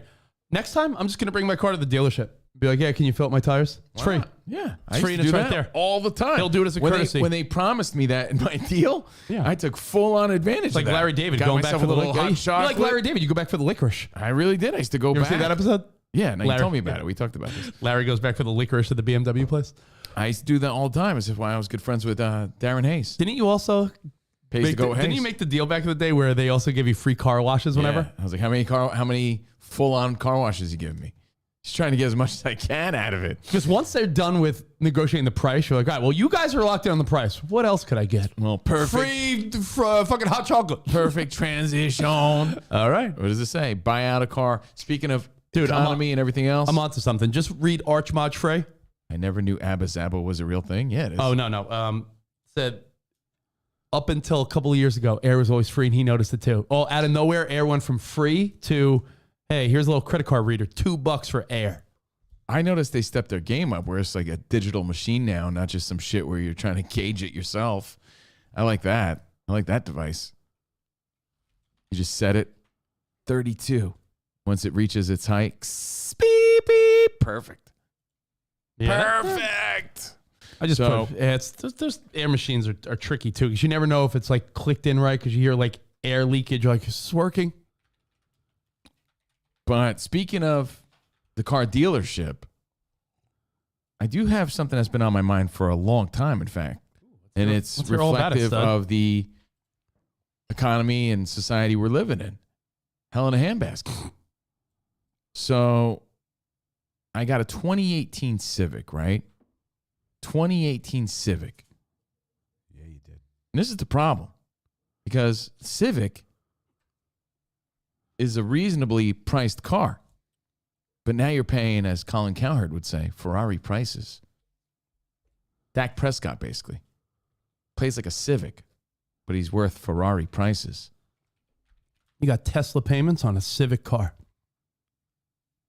And that's where the economy's at right now. Let me tell you, 2018. Let's go back to 2018. Learn like a friggin' flamp. The year was 2018. And I was in a transitional stage of my life. Do it. Come on. I wasn't going to cut my dick off or anything like that. But I was going to cut my ego down a little bit and start saving some money because I realized I had a sweet girlfriend with a nice dumpy, and I wasn't trying to impress anybody. And my ego said, I don't need it. Fuck it. I'm on my comeback. I don't need to spend extra on a lavish car for my ego. Even though I was convincing myself, and I still convince myself, but I really like it. It's not about my ego. I like those cars. I said, fuck it, doesn't matter. This is what I'm doing now. I got a Civic, and it cost me $239 a month. Oh, okay. Let's play $239 a month. I couldn't have put more than like $1,200 to $1,500 down, which is standard for a lease. Yeah. But I'll tell you, just knowing me, like I know my instincts. I'm not paying more than $1,500 for a Civic lease, so I know it's not anything more than You that. probably just put down, the taxes and this and that. A very minimal upfront. No. Easy payment of $239. It was a regular 3-year lease, 12,000 miles a year. And you came probably right around that mileage, maybe less. Yeah, I'm still under mileage because of the pandemic and everything else. When the 3 years was up in 2021, I extended it 6 months. Yeah, can I extend my lease? Well, we don't normally do this, sir. We'll give you the courtesy of extending your lease 6 months. Same deal, same deal. So I extended it $239 for another 6 months. No money down, just kept the lease going. Kept the lease going. Kept it going another 6 months. Another 6 months. Another 6 months. So you've had the car 5 years. It's 2023. So you've had a 5-year lease, it's essentially. Up in February again. February 2nd. Okay? Now, I've been debating back and forth. I've even brought it up here on the show. But get this. I'm in direct contact and communication with the guy that gave me the original car. He's a listener. Cool guy, right? Jason, what's up? Cool guy. Jason. I'm like, what do you think I should do, man? What's like my best option here? Should I try to? He's like, I don't know if they're going to give you the lease again, dude. Like, extend it again? I'm like, well, then fuck it. Then I don't want your car. I don't need it that bad, right? Like, you got to work. So you want to keep leasing. Here's why. Quick story. When are you going to be done with it? Yeah. My car now, he says, I'm doing the lease for your car now as we speak for someone else. Like $469, I believe he said. I'm like, wait, hold up. For a Civic? For a Civic lease? He's like, yeah, dude, it's crazy. Inventory, everything else. Like, if you're trying to lease a car now, we just don't have those kind of deals anymore. He's like, so, like, I don't know what to tell you. Like, that's what you're looking to spend. It goes back to the grocery things. Like, well, what are you going to do? Not have a car? I'm like, well, I don't know. Can we extend my lease again for $239? Or the buyout is like 10 G's. Now, I don't want this car. I don't want it. I don't want it. Do I buy it and sell it because, you can get a lot more for it? If you, what's it called? The car guide? Your Beckett's book of cars? Kelly Blue Book. Kelly Blue Book. Is that Kelly Kapowski? Yeah. Happy birthday. If you Kelly Blue Book it, you could probably get like $13,000 to $15,000 for it. Right? So do I just buy it, ride it out until I'm absolutely sick of it, then sell it, and then use that profit to go toward something else where like I'm even if it's another lease and I'm overpaying just to get those payments to something normal. You don't want to pay Ferrari prices for a piece of shit Civic. I don't know, man. I can't even believe it. Maybe buy it out and sell it, but that seems like a pain in the ass It's too, right? such a pain in the ass, at least for me. But that's what's going on. I'm not the only guy dealing with this. That's sort of what's going on with the economy and cars and everything else. So what was $239 in 2018 is $469. Insane. And I understand there's different deals and different prices and promotions. How easy and quick can you sell a Civic is the question. I mean, it's California's #1 selling car. No, but what I'm saying is if you bought this car, if your buyout's 10 G's, It's not that hard to And sell you- a car and you because sold it- everyone knows everyone's dealing with the same thing. Like, wait, how much does it cost for me to lease? Well, fuck, I might as well buy it. You know, there's so many people going through the same thing that people are quick to buy cars because of this. You know, people are trying to get, it's like, remember there was a shortage on bicycles during the pandemic? Bicycle. Remember yes, that? Of course I So do. you had to buy a used bike because you couldn't find Yeah. a bike. You couldn't buy a bike. And if you did find a bike, it was priced ridiculously because of supply and demand. It's the same thing with cars right now. So people are like, well, fuck, I'll just buy this used car because it's cheaper. I would say and they just don't have honestly, the one I want. Buy it out. Sarah and I went. It's a weird position to be in because We're you at didn't a- set out to buy this. We're at a standstill with our car. I guess we're fine with it now. But for a minute, I was thinking about trading in Sarah's car, and even the guy at the dealership looked at me. He's like, "I'll tell you what the dealership could give you, and it's nowhere close as to what you would get if you sold it yourself." So he goes, truthfully, he's like, because I was like, "What if we wanted to upgrade Sarah's car to a bigger car?" He's like, "Well, we could give you this," and I'm like, "He's like, but you know what? You could probably get like $3,000 to $5,000 more." On your own. So if you want my honest opinion, I was like, oh, I appreciate that. So yeah, no, And by I would the way- say buy it out. yeah. If you think you could buy your car out for 10 G's, like they said, Yeah. and you could It's less tomorrow, about my situation, even though, Yeah, know, but I it is. We're appreciate using the yours as feedback, an example. I'm just showing you the difference in what we're going through right now as opposed to 2018. This the is car- a yeah. Civic, people. A Honda Civic? I spoke to the GM of Keys Honda in Woodland Hills, and he told me, like, he's like, what are you paying now, my friend? I said $239. He's like, oh, I got this. He laughed at me. You know, I'm like, I want to stay around the same. Scoot. He's like, around the same? Not happening. The Civic now over $400. That's just, and then, you know, his employee called me months later, told me the exact same thing, that he's in fact closing out a deal as we speak. He either said $469 or $499. 69 sounds a little more reasonable. But I was like, holy shit. Cheese and rice, but even that's expensive. So let me cheese think, and let me think of rice. something else. Holy moly! Someone said buy it out, give it to your daughter in 2 years, and get yourself a sweet car in 2 years. Actually, Well, I already have a customer. Actually, I do. someone that would buy it. Jordan's aunt said she'd buy it off me for more than sticker price. No way. So let's say I buy it, but I'm in no need to rush to get rid of it either. Because what are you going to So drive? let's say I just drove it for another year, she'd still buy it off of me because she doesn't want to buy a car for an overpriced value. You know, it's just crazy, the prices of these things. But I already remember, when I signed the lease, that was the buyout price. Yeah.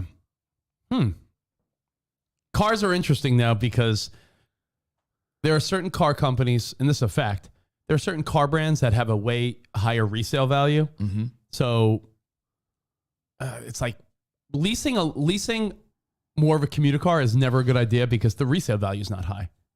Where a higher end car, leases work better because they get the car back and then they can still sell it for a high amount. That's why lease deals are always great on BMWs and Mercedes and Land Rovers and shit like that.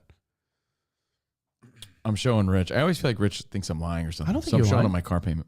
I don't think you're lying.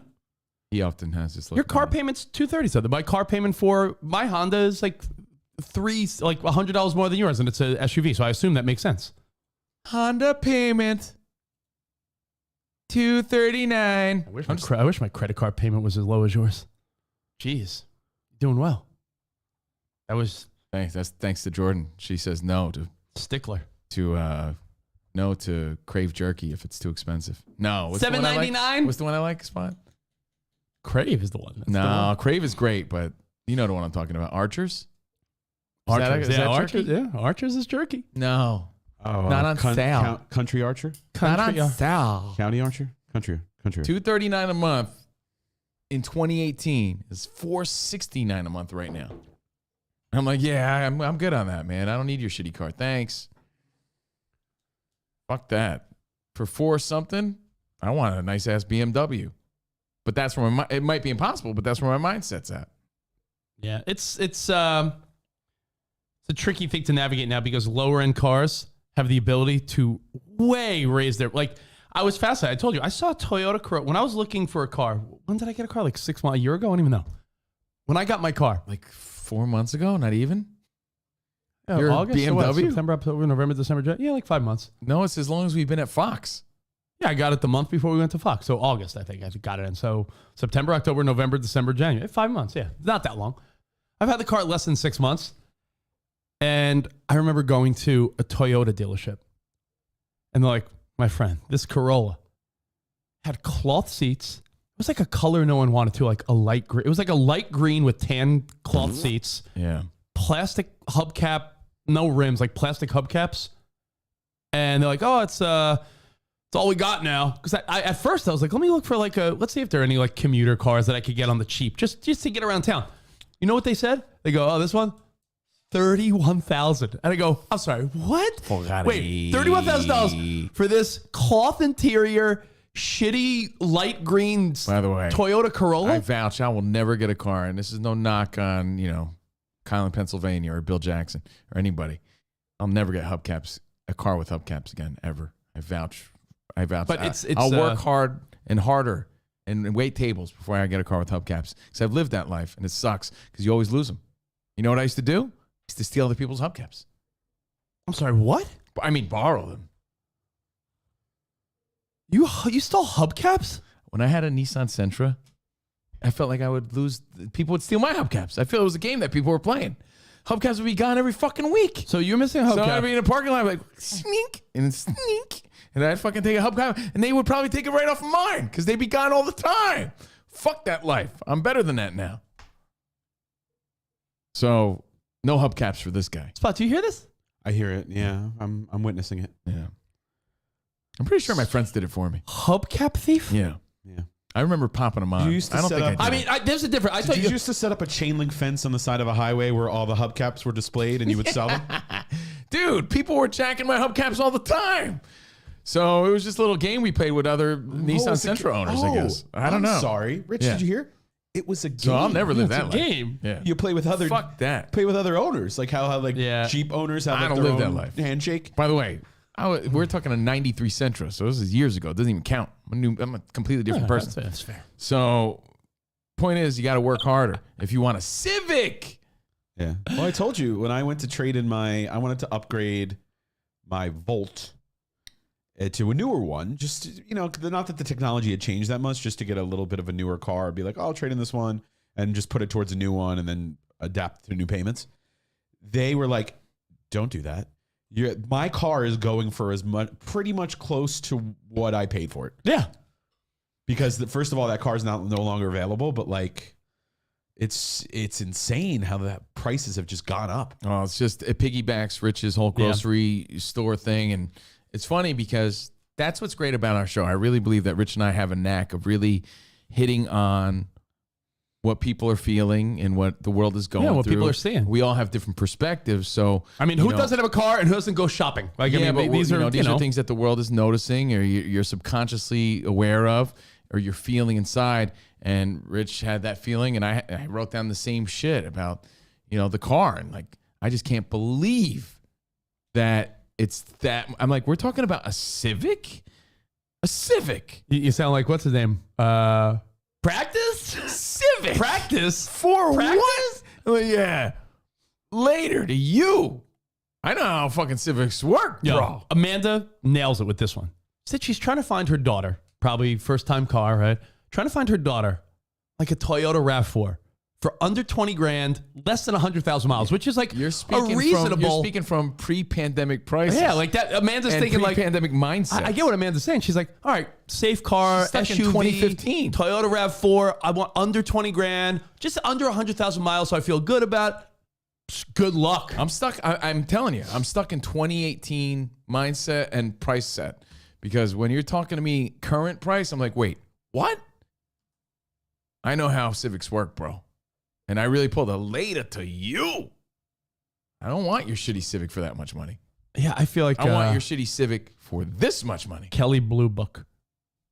2018. All right, right now, times are flying, and like sometimes you're like, yeah, my car's really not that new anymore. You ever get that feeling? Of Like, course. like I think to myself, here's an interesting thought that actually blew my mind because I never thought about it until this moment. When I was in high school, I started driving in 1997, right?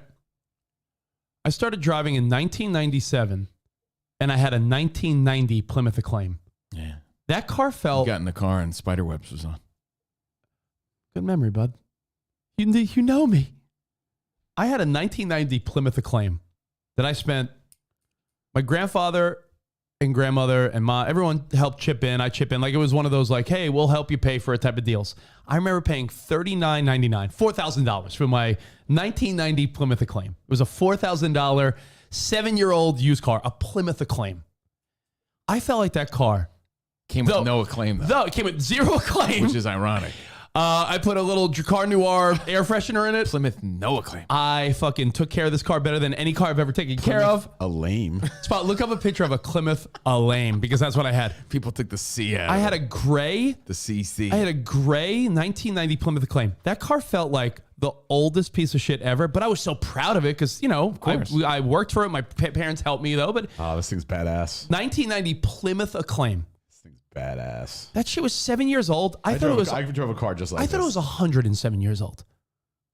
My car, Sarah's car right now is a 2015 CRV because we got it when we moved out. She got that car when we moved to LA. She's kept her car. I've had 3 cars in that period. She's had the one. Yeah, if you that got a car from what year did you get that car? 2015. But that makes all the difference. Yo, bro, that 2015 car Sarah has is older than my high school first car, but it doesn't feel that way because the technology, it was that, but in gray, Spot. What a piece of I shit. I was looking for a gray one. I know, but that is... And by the way, how much ass do you think I got in that? None. 0. Would you steal those hubcaps, Covino? You know why he calls it a badass car? Because he got badass with that car. Yeah, that's the only bad option you would have. bad, yeah. Drew Max says $400 for a Civic sounds insane. It shocks me. Yo, Jordan is my witness. Because no one would believe me. I'm telling you what they're telling me at the dealership. And again, there's different national programs and promotions that go on all the time. But this has been the case. The lease ended 2018, 19, 20, 20. The lease ended in 2021. So from 2021 to now, there hasn't been any reason for me to try to get into something new because I can't even get a deal remotely close. This is wild. CRVs, not 2015s, like 2018s and 19s I'm seeing. Yeah. Like $26,000. That's nuts. We're talking mid-level cars. Mid, Dad. This car is mid. Nice cars, but you're not. This is not like We're talking a Honda CRV. Nice car. Very nice, but it's not like high I end. think Melanie tells her friends like her dad's car is mid. Yeah. Actually, she never says anything about it. But probably. Can you drive me in the Lexus today? Yeah. The best bet, like Jordan has a used car and she's had it since I've known her. So she owns it. She has a Lexus. I love it. Like used Land Rovers are in like the 40s and 30s. It's like used. Everything's backwards. Yeah. No, it's not backwards. It's just everything. Hell in a handbasket, bro. I'm telling you that for Hell years. in a hand. You have been saying that. That is the narrative. By the way, my mom says that now more than is like, My mom used to say that a lot. she says it more now than I've ever heard before. So that should also tell you something. HE double hockey sticks in a handbasket. I know that hell in a hand. Yeah. I think Lisa's onto something. I'm telling you, I'm gonna get her. I'm gonna find it and send it to you, Spot. Hell in a handbasket. I probably have to search like 3 voice messages before I find it. Lisa's probably right. There was a car shortage in parts and those chips and all that. But as that's being corrected, they're not like, well, let's lower the prices now. They're like, why are we gonna lower them? Keep them fucking high, Right? like it's like once you raise the price, to me, once you raise the price of something. It's very hard to bring that price down. Like, what company's gonna be like, you know what? We're gonna go back to our great prices. Get out of here. I just got bad news. Sad. So Theo, the doggy's been peeing a lot. Yeah. And Jordan just sent me. The doc thinks Theo may have kidney problems. Not good. Not curable. Not treatable. Sad. Oh man. Oh man, I hope not. He's like the best little doggy. Oh man. What does that mean? Like, I don't know. He just pees a not lot. terminal. I don't know what that Maybe means. you don't know. Like, you don't know if that means. I don't know shit about you don't- doggies or kidneys. Not curable. What is that? It's your computer. Oh. What are you playing? Happy Honda Days? I was looking up car stuff. I was like, where's that Hyundai Elantra commercial coming from? Got to get a second opinion. Your computer. So anyway, that sucks. Your computer. If it was a Curb episode, second opinion, well, you don't trust mine? Oh, I don't know shit about that. I don't know what that means. Yeah, prices But- will never be lowered. All right, there you go. Our dog's kidneys are problematic. Hell in a handbasket. Hell in a handbasket. That sucks, man. Handbasket. Civic.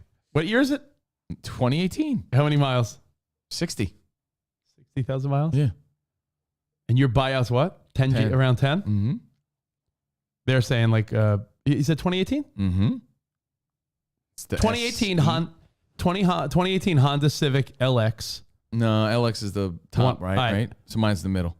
The LX with 60,000 miles, 2018, is selling for $18,000. So I already did it. I looked it up. It's like 15, Okay. something like that. Either way, it's like I'm going to give back a car that I could sell for like $15,000. do it. Get it and buy it and lease a car that's a piece of shit for almost $500 a month. Fuck out of here. So anyway, that's the world we're living in. And, you know, we're not breaking the glass, just expressing what we're noticing. So, and what we're going through. So I'm only saying it to be relatable because I'm sure a lot of you are going through the same exact shit. So there it is. And it's also a mentality thing. It really is. It's like, hey, well, guess what? It's not 2018 anymore. This is shocking, though. Right? Mm-hmm. But then it goes back to what inflation really is. Yeah, it's not 2018 anymore. We get that, right? But is what you're making now more than what you were making? Yeah, a lot more than 2018. You got to think about that all the time. Like, so it's just craziness. oh, can I? Everybody has like more than one hustle like nowadays. Oh, yeah. So that's the other thing too. People complain. It's like, well, are you doing more than one thing? Because that's the answer. Yeah, you just have to sadly work more. That Right. shouldn't be the answer. It shouldn't be the answer, but it's yeah, like but- you could sit here and complain about it, or you could just fucking do something Yeah. about it. Did I? Can I give you like a quick dumb thought, and then something I watched last night, and then we're gonna be joined by The Wolf. the Wolf, Derek Wolf, in a little bit. The Wolf solves problems. He does. So Damn. I watched the Tell show me you last. said I feel, the now, Wolf. now I feel like I lost my thought. What the hell is my thought? Very shallow. Here, hold on. Oh, damn it! Let me see if this will trigger anything. What were you just talking about? It triggered a thought. Theo's kidneys. Theo's kidneys. No, Theo Spot, Von Theo, can you maybe like my play little like guy. like? Go back. No, I got it. I know. what it is. You I know want what- I to know do what an it is. instant replay? No, I was gonna say like I was wondering if maybe if you played like the little Mexican kid dancing or something would just trigger my memory or something funny. That kid's great. Italian Oh, no, Jew. Spot, can you play Italian Jew, he gonna be a Stop big it. sensation. Spot, there's a clip that Covino sent me last night, and yeah, it could be because I was watching. I was on edibles, but Covino sent me something last night. It's funny as hell. I call Covino cracking up. Yeah, it was funny. I call Covino. I thought he was crying. Like, something happened. I call Covino almost in tears. He sent me. Did he send it to the group, or who just send it to? Just me, or me? And, oh, you sent it to me and Spot. Spot. He sent Spot it to me doesn't and you. reply after 6 p.m. You know this. Yeah. I'm off the clock. Sean Colby on I TikTok. was teaching last night. Kidding. Sean Colby on TikTok. It's how the White Lotus theme song was made, Oh, it's so funny. and I watched it. it fucking cracked me. I couldn't stop laughing. Where I called Covino. Covino probably thought something happened. I was like in tears, crying, laughing. The things Yeah. always Is require everything a all right? response. No. Yeah. Not everything warrants a response. Just I want you to know that I watch every clip you send me. And sometimes I laugh. Sometimes I cry. Play this clip, and that'll tell a quick Sometimes story. I run.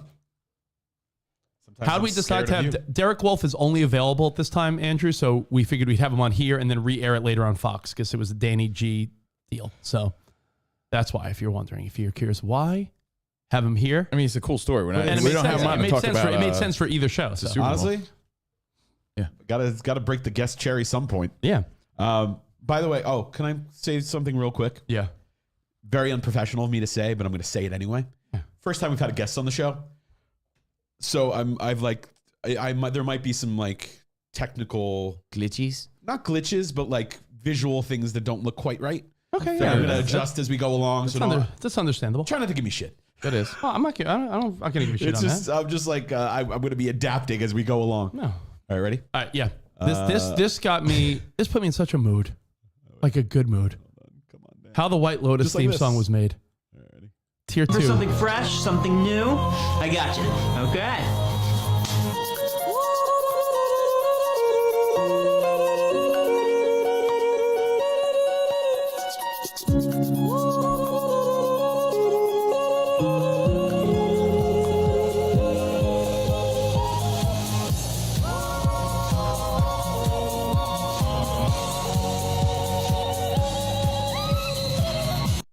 couldn't stop laughing. I It was love when so that sad. hits those. Definitely the edibles. Oh, he was dying. I He was said like, it was the I was funniest like, thing he'd ever seen. Well, to me, It is funny, To me, the old men doing the tongue thing is funnier. Oh yeah, Oh, that that shit is was funny, great. too. While we're on viral clips, it actually just went into it. Do you remember? Have you seen the clip floating around where it's the Miss Universe introductions? And it's No. they're all, and then like everyone's like screaming like, United States. Oh yeah, and then someone And then- imitates some woman imitates. She's like, Peru. No. And then this is actually real. And then France comes out and she's like, France. No, I haven't. I saw people mocking It's the like- contestants. Something like, that there was an SNL skit that mocked it this weekend. But she was like, it was like everyone was like screaming like, yeah, wah, and then she was like, France. Oh my goodness! No, I gotta see that. Now I gotta see it. Hold on, it's right here. Okay. It just went into it. That's why it made me think of it. Oh wait, damn it! This is a stitch. Oh, so this is back and forth. SNL.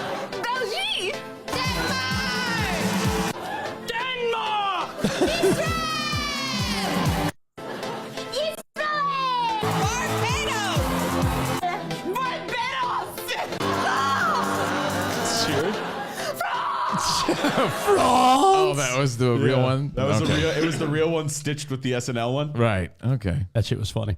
Aubrey Plaza. So I found out something that I thought was interesting. It's a quick story before we welcome Derek Wolf in a few. Quick story. So I get letters all the time from this guy in jail. No, I'm kidding. I get letters all the time in the mail. And you ever wonder how certain people track you down? You're like, how is this company have my new address? Letters. I know it's not hard to find, but you wonder like, how did this company I used to deal with 15 years ago send me snail mail in the mail? You're like, they found me. I don't know how, but they found me. I don't know how. It's like, Run for it, Sarah. It's like Mel Gibson in a movie that I feel like I only watched in the 90s and 80s. Bird on a Wire. One of the best movies that no one talks about. Him and Goldie Hawn. Fantastic movie, Bird on a Wire. They found me. So I get a letter from SAG-AFTRA, which is the union, like where actors and hosts and TV people, everyone, you have to be in the union. SAG-AFTRA, correct? Yes. You were in AFTRA, K-Rock days? I was, but only for a few years. So I never had the SAG part. you were just after before it joined, but now I guess it's. But honestly, that's true. I was never in the SAG. It hadn't combined yet. AFTRA was I a union. Just an AFTRA. SAG was a union, then it became SAG-AFTRA. You had SAG. I had SAG. It's interesting though, Rich, because I know where you're going as far as letters. I used to get letters from them all the time, and I haven't in a long time. I used to throw that shit out. But they found me. They just wanted money. Marty, they found me. I don't know how, but they did. They found me. So I opened the letter and I'm like, gee, why do I randomly get letters from SAG-AFTRA? And I was like, what is this? Something about like my contributions. I'm like, you know what? I was in the union for a good 4 or 5 years when I was at Z100 because I had to be. I had to be in the union. You had to be in SAG-AFTRA to be on a radio station in New York, Los Angeles, or Chicago. It was unionized, hence the higher wage, which is why it made it work, right? Yeah, I was in the union. Spot was in the union. You got paid. I got paid $275 a shift. I got paid one. But a shift was 4 hours. I think back it was, then that felt nice. It was one. Anytime you would touch, so like if you walked into a studio and you went boop and touched the board and controlled something, they could up to 7 hours. It was 120. Oh, and it was usually like a 3 hour shift. And by the way, It was after 120 flat rate. AFTRA was how you got your benefits too, if I remember. Like I feel like my medical benefits for years were AFTRA. So, long story short, I call them randomly. I have my 15, 20-minute ride to Fox every day. I prep in my head. I listen to sports radio, get in the zone. I'm like, you know what? Take this letter. I'm like, let me call this number, 1-800 fucking AFTRA. And I get someone I get someone pretty quickly. And I'm like, hey, how you doing? How you doing? Hey, this is Jessica. Jessica, I got a random question. I have not been in SAG-AFTRA for probably I'm being serious, coming up on 20 years. I was in AFTRA, I would imagine 2000 to maybe 04, 05. Your voice sounds familiar. Are And- you the voice of Pop 2K? And she's like, well, let me look up your account. What's your ID? I'm like, I don't have my ID. She goes, what's your social? I go, all right. I give her my social. What's your social? Oh, that's 297. Oh, sorry. So It's 29 clown emoji, 69 clown emoji, Eggplant. eggplant. So cheese, I give her my block of cheese, block of Oh, cheese. you're missing a number there. I give her my Or there's too many numbers there. Cross it one. Take off the last one. take off the last one.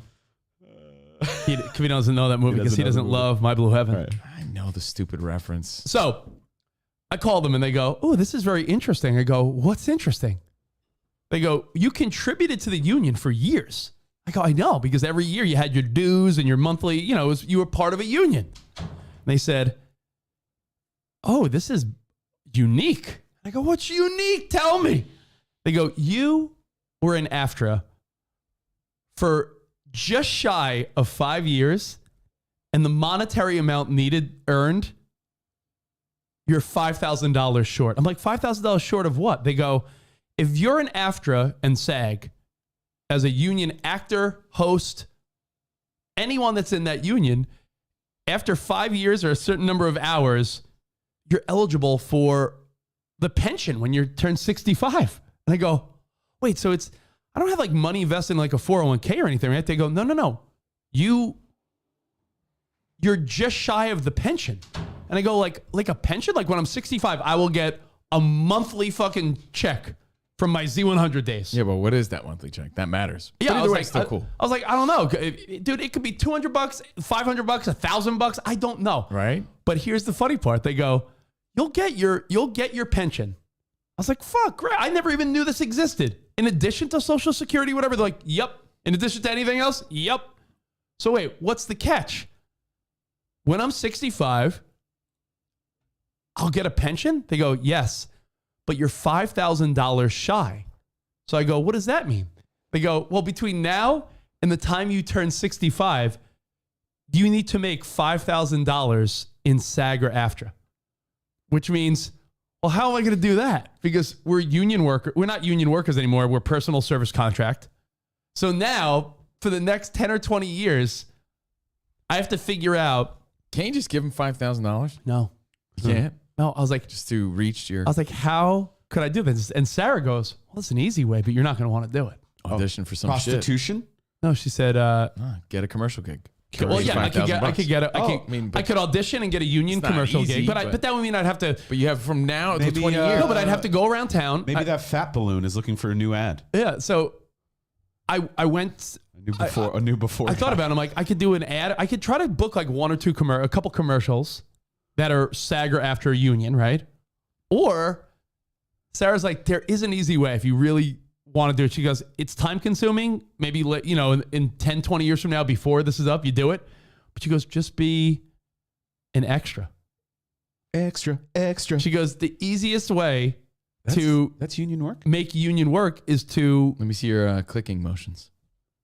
Oh, yeah, you could be a So she's like, clicker on The Last of Us. Do you need to see them? His normal motions. is his a clicker clicking He's motion. like, hey. Yeah. But He's so jittery. He could be a clicker. long story short, I have 20 years to figure out how to make $5,000 in the union, which to is receive like this pension. to receive like a pension that I don't know could be $200 a month, could be $2,000. I have no clue, right? Because I don't know what I contributed and what it turns out to. Right. Like the NFL, if you play a certain number of years, you get a pension. Fuck, I don't know if it feels the same way for radio, right? It's 10 years for MLB. What is it for NFL? Five, I think. 5 or 4 or 5. There's some. But we have a 10-year NFLer coming up, 10-year NFL vet in just a few minutes, Derek Wolf. So That's awesome. That's yeah, wow.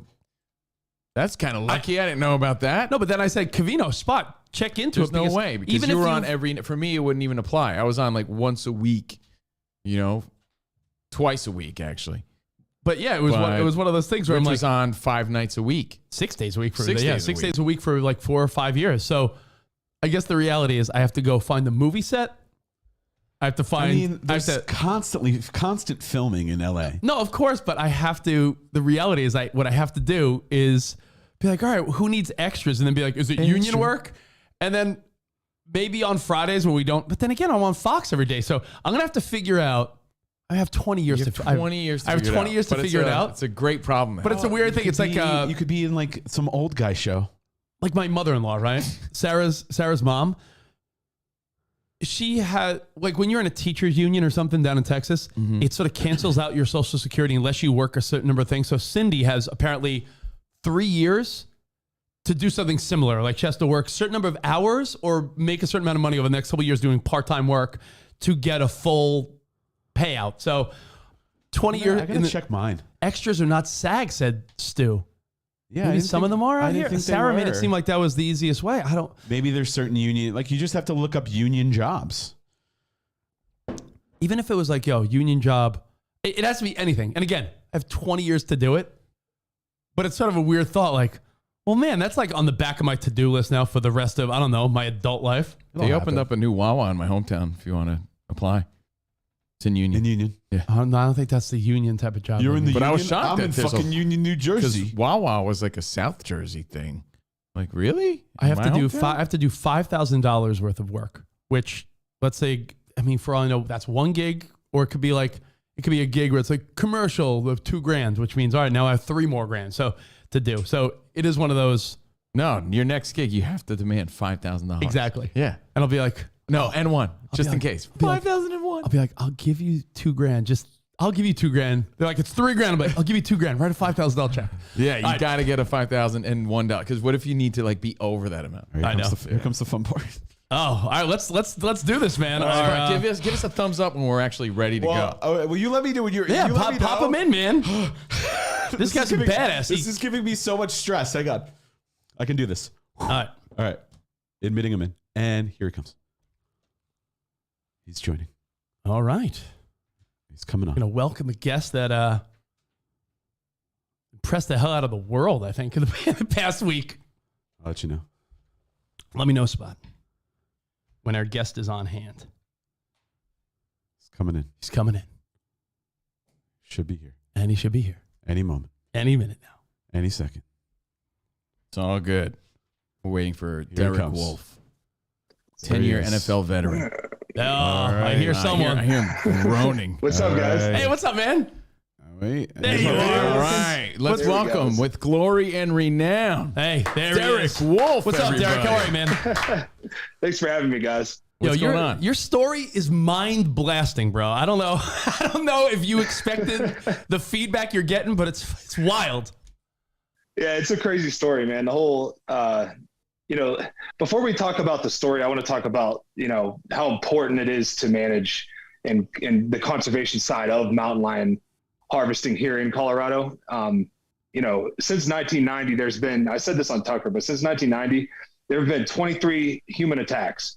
So that means more than one person every other year is being attacked by a mountain lion, right? Damn. Then there's instances of pets being attacked, right? So there was a story just up in the Netherlands area, which is like Boulder area. That cat was actually relocated, and then it attacked and killed 15 pet dogs. And then not too far from here, an 8-year-old boy was jumping on his trampoline. He got taken off his trampoline by a mountain lion.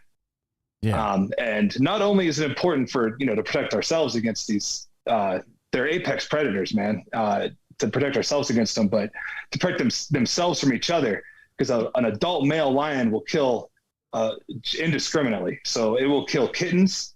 When I'm talking about kittens, I'm talking about the cubs from the female lions, which will then hurt the population even more.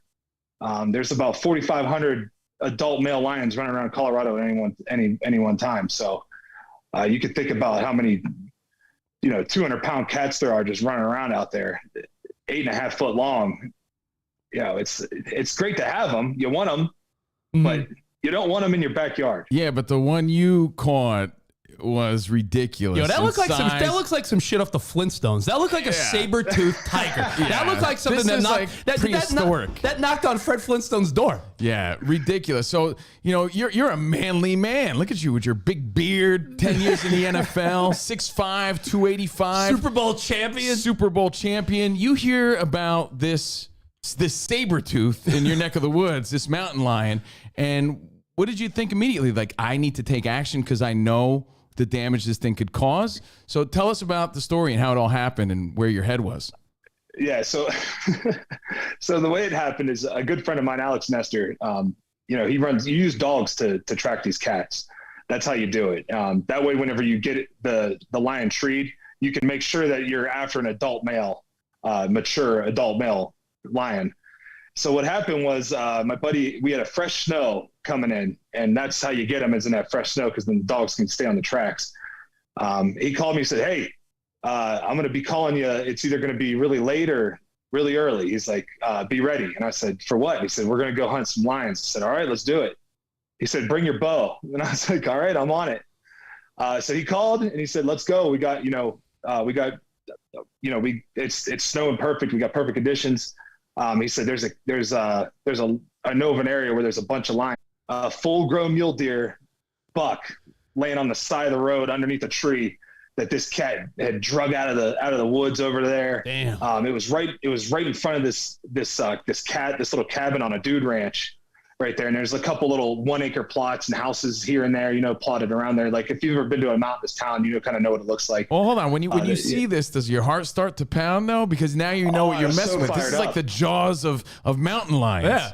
Well, I couldn't sleep the whole night before because I was like, is he going to call? Like, what's going to happen, And it's like, what's going to happen when I get in there with my bow and start, chasing this cat, this lion? It's a lion.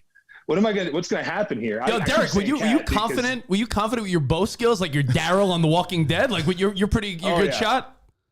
Oh yeah. I'm a good shot. Yeah.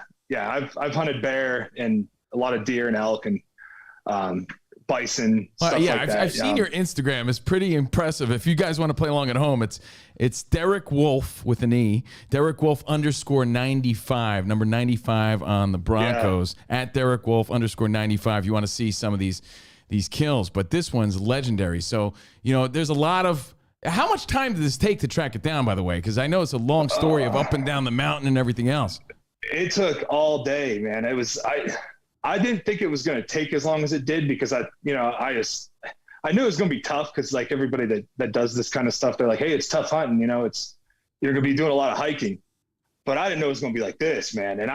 And dude, I train for this. Like I do functional training. I get my heart rate really high and I take shots with my bow. I do a lot of high altitude training, hiking and running and lifting and all that stuff. But, nothing could have prepared me for what I was getting myself into. No, when you go on this mission, by the way, you have a beautiful wife and family. Like, do you tell them like, Dad'll be back? Like how do you like? I'm going for the big hunt. Like, how do you even tell them like, I'll be back in like a day? I told my wife. I said, hey, I'll be back. I'll be back in a few hours, and she was like, all right. She's kind of used to it now. Yeah. She doesn't love it. She thinks she doesn't love that I'm putting myself in danger all the time, but she knows that I know for the most part, I know what I'm doing out there. She knows I'm with people that know what they're doing. They do this all the time. So as far as the danger goes, is like, you just got to be careful out there, man. And I'm telling you, this is straight up and down these hills. And I say hills, it's a mountain, it's 2,000 vertical feet up and then back down the other side and then up a creek bed. And you got to remember there's 3 feet of snow, 2 to 3 feet of snow. So basically you're just slipping and sliding the whole time and crawling through the snow. And then I had to go back up and over. And then, he had gotten way ahead of me.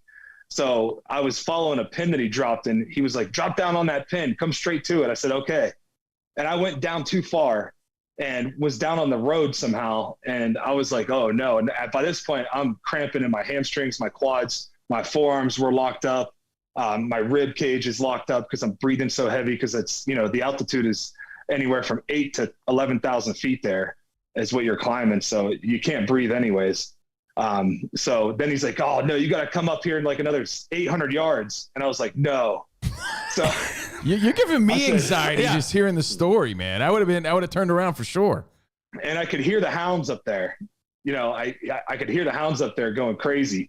And I'm like, oh man. All right. So I was like, all right, dude, it's going to take me a while because I can't walk. I have to crawl. So I crawled all the way up to 9,600 feet.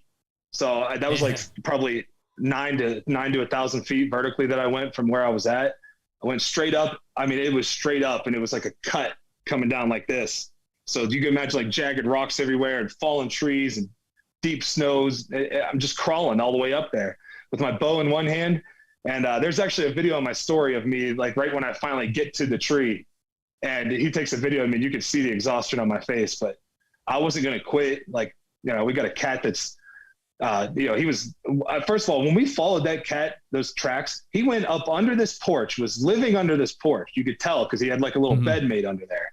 And then he was walking around on the porch deck, walking around up there. So, you know, he's stalking something that's in there. It's hunting. And then it was walking across the yard. It went to the neighbors. It was in the neighbor's yard and on their porch. And then because we had to talk to all the landowners to get permission to be able to go through their property. And I'm guessing everyone in the area is like, yo, Derek, go after it, get it, right? I mean, I'm guessing yes, you got support, right?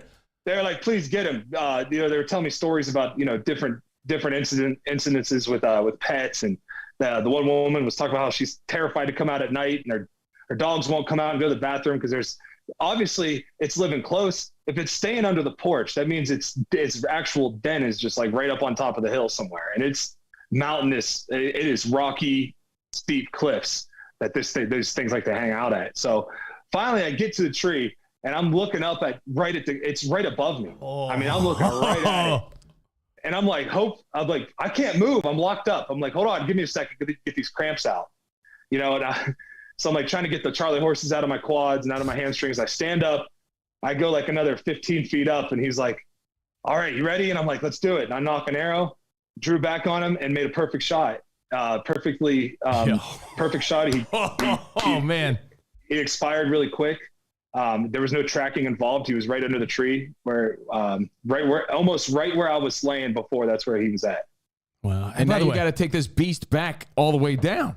By the way, to hear about this, Derek, you're a guy that played a decade in the NFL. You're 6'5", 280 something. Yeah. You're a big guy. The average guy wouldn't have lasted 1/10 of your story. They would have been way done earlier than you.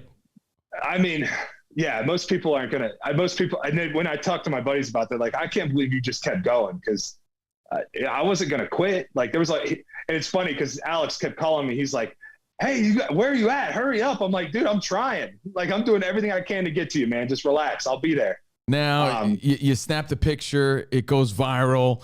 That's exciting. You know, everyone's happy. You're a local hero. Now you're a national hero after the story blew up. Do you, like, what happens to the mountain lion after that? What do you do with it? Do you snag a piece of it, keep a tooth or something? So here's what I did. So first, I got to tell you about getting him out of there. Yeah. That was the hardest part. And that's the part where I really thought, like, I'm going to get hurt bad up here. Okay. Because so we got I don't want to be too, no, go ahead. So we gutted the cat. So you take all the guts out of him and drain all the blood out. And then I put him in my pack sideways. So he's laying like in my pack like this. So on my back, and he's laying out like this. It was 175 pounds without any of the guts and blood in him. And then obviously the water in my pack and my bow. I couldn't walk still because I was cramping so bad. So I crawled backwards all the way back down out of there on my hands and knees. And halfway down, there's like this little rock face. I kind of went there. I should have just followed my tracks, but I was like just trying to get down as quick as I could. So I'm slipping and sliding the whole way on my hands and knees. There's a rock face. It's about 10-foot drop. I was like, I got to get across this rock face. It kind of go sideways and side hill across it. And as soon as I took a step on that rock, my feet went out from under me, and I landed on my back and slid off that rock. And I just crossed my arms like this and landed flat on my back. I landed flat on my back, and I had to take the pack. I had to take the pack off and repack the lion in it, reattach my bow to my bag, and then turned around and kept going. And finally made it down to the truck, and I was wrecked. Oh my God, this is grueling. It's like it's like you piggybacking the whole way down. Yeah, dude, I complain. When my kids are like, "Daddy, can I get on your back?" I complain. I'm not going to complain anymore. That's ridiculous, man. No, that's brutal. Yo, man, Derek, I'm imagining when you're doing all this. The average guy, I said, can't do this. No, and then I'm thinking, when you get back, are you excited to tell the story? Because that's one of those moments probably you're like, yo, if I make it through this and I get back, once you get to the truck, you're probably like, damn, people are going to love this story. I didn't even think like that. Cause I'm telling you, when I'm telling you I was exhausted, I was exhausted. Like 2-a-day exhausted, 90-degree, 90% humidity exhausted, full padded practice exhausted. I was wrecked. Like I was like, where's the cold tub at? You know? Oh, Derek, I'm imagining, right? Because you're a broadcaster now, 10-year NFL vet, Super Bowl winner. Are people have already approached like, all right, Derek, we need to be doing some type of survival show, some type of wilderness show. Have you already been approached? I'm imagining. So I've already had something started here. I have a YouTube channel that we just launched. It's called Wolf Untamed. If you want to check it out, we have a couple of teaser videos on there. It's a really manly name, by the way. Yeah, I was gonna say the fact that your name is Wolf just works out perfectly. Wolf Untamed. That's great. That's perfect. I love that. Yeah, I thought it sounded good. It's badass for sure. So we started that, and I've already started building partnerships in that and sponsorships. So this was a great catapult for that. And my intentions on going up there were just like this is what I like to do. So I wasn't like, oh, I'm going to be a hero and I'm going to make national coverage. It was like, no, I just want to go and hunt. That's what I like to do. It just so happens it was a problem cat and it was causing issues in that area. And he needed to go. It was his time. Yeah. So Derek, when you're done playing in the NFL, does this fulfill your need of like adrenaline and excitement? Is this? Yes. This is my therapy. Yeah, this is my therapy for the exit. That's what I try to tell people. I'm like, when you play defensive line, man, you got two grown 350-pound guys trying to move you every day. It's hard to replace that. It's hard to replace 80,000 people howling when you make a play. It's hard to replace that rush, and this does it. And it does it. And it's great because of the work that you have to put in. It's not like you're just stepping out of the truck and doing things like that. I'm not shooting them from a couple hundred yards away with a rifle. Everything I do is with a bow. So I'm getting up close and personal, and I'm hiking. I did an elk hunt last year. I did 60 miles in 4 days. Whew. So damn, 60 miles in 4 days? Yeah. Now, clearly this needed to be done, right? And you need it personally, but the community needed it. This was a giant mountain lion you tracked down. But did you get any negative feedback? Did people hit you up? Yeah. PETA? Yeah, that came with it, right? Because we saw all the praise. Yeah, I'm sure there's a lot of eye rolls out there. How did you handle that? And how do you address that? Eye rolls. I'm getting death threats. Really? It's that bad? Yeah. Death threats. People threatening me, threatening my family. Oh, wow. Saying that I had no right to do this. And I was well within my rights. I did everything by the book. CPW was contacted. They're like, you did everything by the book. You have to take an exam to even get a license to go do this. So I did everything right. Everything's by the book. I'm saying here, but because I want to get all the facts straight here that, you can't come after me and my family for doing something legal. And if you want to do that, go get the facts first. Go find out the science behind the conservation of these lions. It is important for their population as well as every other population of animal in the area. A mountain lion will kill one elk or deer a week. One.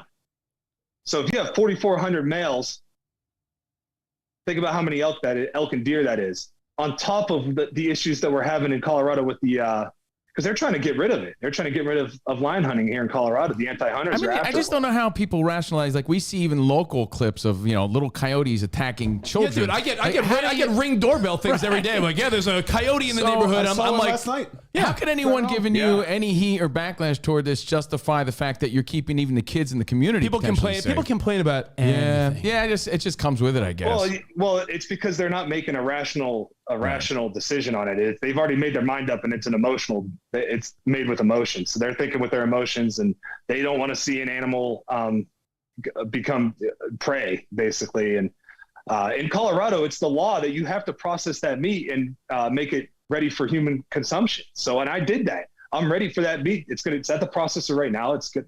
That lion is going to be food. Oh, so that's what you kept. My 3-year-old, I make snack sticks out of it for my 3-year-old. She eats them.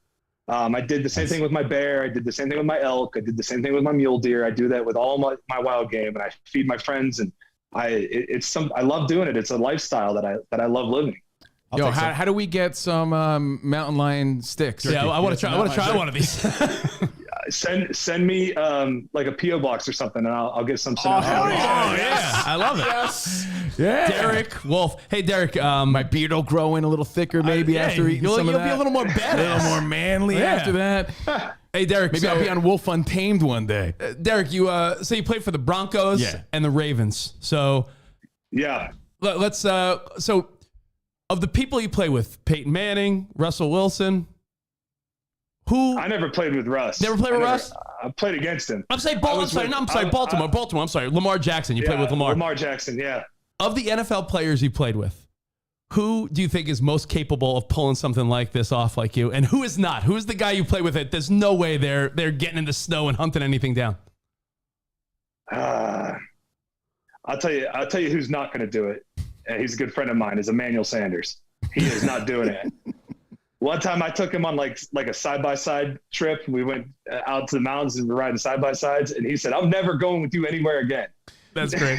Dude, that's the other funny side of the story, though, is like all your buddies and all your former teammates that must have hit you up and said, holy shit. That's crazy. 'Cause that picture is nuts. Because you're a big dude. That cat is bigger than you. And it is a huge lion, man. CPW, Colorado Parks and Wildlife, were like, the game warden that you have to check in the cat with. He said, I haven't seen a cat this big, and I don't know if I've ever seen one this big. And what former player would be totally game to join you in something like this? And actually There's a good at couple it. of them. There's a couple of guys that, Vaughn would come with me. Vaughn Miller, he would come with me. He would do something like this. Nice. DeMarcus Ware, he would do something like this. I played with a guy in Baltimore, an offensive lineman out of Georgia. His name was Ben Cleveland. He would do something like this for sure. Bradley Bozeman, center, he's the center for Carolina Panthers now. He would do something like this. Josie Jewell, the outlaw, he would do this. Absolutely would do it. But it's not for everybody, that's for sure. There's a bunch of guys that are willing to do stuff like this, man. It's just, you don't get the time when you're playing. So when you're done, you got to take full advantage. And you're doing that, and you had a great 10-year run in the NFL. And like you said, sometimes you feel like you need just to get out there and do stuff like that. But you're also a broadcaster. Yeah, he's using his passions for football and this. So like you're doing, you're a broadcaster now, and you got the YouTube show. Well, as a broadcaster talking football, I have to ask you a few questions too. I know you never played with Russell Wilson, but as a former Bronco, what are your thoughts? What have you been thinking about? I say this on my show all the time because I do the afternoon drive on 104.3 The Fan here in Denver. And my co-host is Darren. Well, his name's D-Mac. We call him D-Mac. But D-Mac is thinks Russ is the problem. He's the one that should be gone. This and that. And I'm thinking the opposite because I competed against him many times against Russell Wilson. And I think that you get the right coach in here with the right system designed for him to succeed, which is a downhill running doesn't have to be downhill, but you need to run the football, work up the play action to get in moving out of the pocket, and they'll have success on offense. And we saw that in the last 2 weeks out of that offense when they got Hackett out of there because I think they were letting Russ do too much. Yeah. They were just letting him. Russ wants to he wants to play for another 10 years, and he wants those MVP votes, and he wants to be in the Hall of Fame and all that. And that's all great, but at the end of the day, if you're not winning football games, nobody cares about any of that. And if your numbers are down, you're the worst scoring offense in the history of the organization. It's not a good look. So you got to figure out and keep doing what was working. And that's moving the pocket, getting him out of the pocket and using his legs. And that's where they're going to find success. So I'm rooting for him, man. I think he's going to have a bounce back season. I think you will too. I think that whole division. I think the Raiders will have a bounce back year next year. I think the Broncos will. I think that's. Who do you think? Hey, who do you think is going to be the quarterback in Vegas next year? Yeah, I don't. Tom Brady, Jimmy G. That's what I think. Jimmy G. Brady, Aaron Rodgers. Listen, I think it's going to be Jimmy G, Aaron Rodgers, or Tom Brady. And I think that if I'm McDaniels, I want Jimmy G because I had success with him already. Mm-hmm. And he's younger, just because he's younger than Tom Brady. Yeah. That's the only reason. And you know what? All the weapons, Josh Jacobs, Waller, Renfro, Devontae Adams, that team is set up to win. I don't know how the hell they were, they just lost a lot of close games. They couldn't finish. Yep. And as a former Raven, what do you think Lamar Jackson's future looks like? And what were your thoughts about him not playing and the injury and everything else? Listen, I know Lamar. Lamar is one of my favorite teammates. Awesome. Because he could, I love playing with a guy that is like a true superstar and doesn't act like it. he never acted like he stayed humble.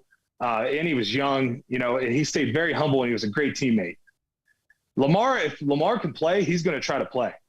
That's how he is. So he's getting the good advice on, hey, let's not go out there and make the same mistake that somebody like RG3 Yeah, made. RG3 is like, put a brace on. No, someone, who said put a brace on it? Michael Vick said, put a brace on it. RG3 stood up for him. Yeah. RG3 stood up for it because they put RG3 on the field when he wasn't ready, and he completely ripped it. I mean, he changed the trajectory of his career because of that. When he was playing great football prior to that. So I think he made the right choice not playing, regardless if he could have played. He made the right choice for himself because that's how it has to be in this league. Because you know what? If he does get hurt, you think they're going to give him his money? No. I mean, the guy's sitting on $40+ million a year. Why chance it? It's got to be a business too. Yo, I'm a big 49ers fan, Derek. Do you think they got a chance against the Eagles? That's my sleeper team. They're going to win it. Dude, I hope so. I just tell you, the 49ers defense against Jalen Hurts, that's a question I don't think anyone knows the answer to because I don't think either team has played a team as good as who they're facing this week.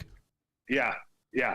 And I think as much so you're Travis a defense guy, so I mean, when you see like guys like Fred Warner and Greenlaw and Bosa, these guys are beasts, man. Animals. Absolute animals. And here's the thing though, the Kelsey brothers, we all lived together in college. That's those awesome. are my roommates. We all lived together in college. So did you sing together? Because he sings really well. We used to do some singing and drinking. Yeah. I don't know how good it sounded, but we used to crush some 90 lights together, Nice. Nice, man. And play some football. But anyways, as much as I'd love to see one of those guys go see those guys play against each other in Super Bowl, they'd have to think about that. In that house, we have 3 Super Bowl rings, 3 different teams. Yeah. And then you have our quarterback who's won 2 Grey Cups up in Canada that all lived in that house. So in a house that everybody thought was going to fail miserably.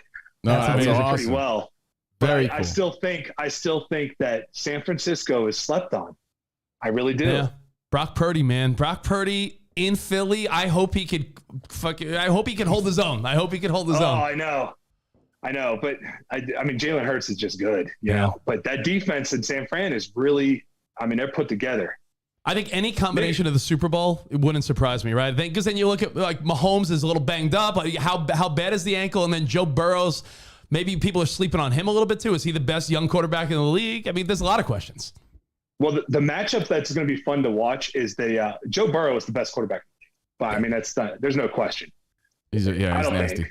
I don't think you can even question it now. But as far as the matchup I want to see in that Philly San Fran game, I want to see Nick Bosa and Lane Johnson. That's what people are talking about, all the skill positions. Let's watch that one.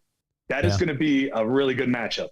You got two of the very best at their positions going at it. It's going to be great. And Derek, where could people hear you talking about this? Besides Talking the about YouTube what? channel, Yeah, you all got the football on your radio show. You put up in a podcast at the end of the day.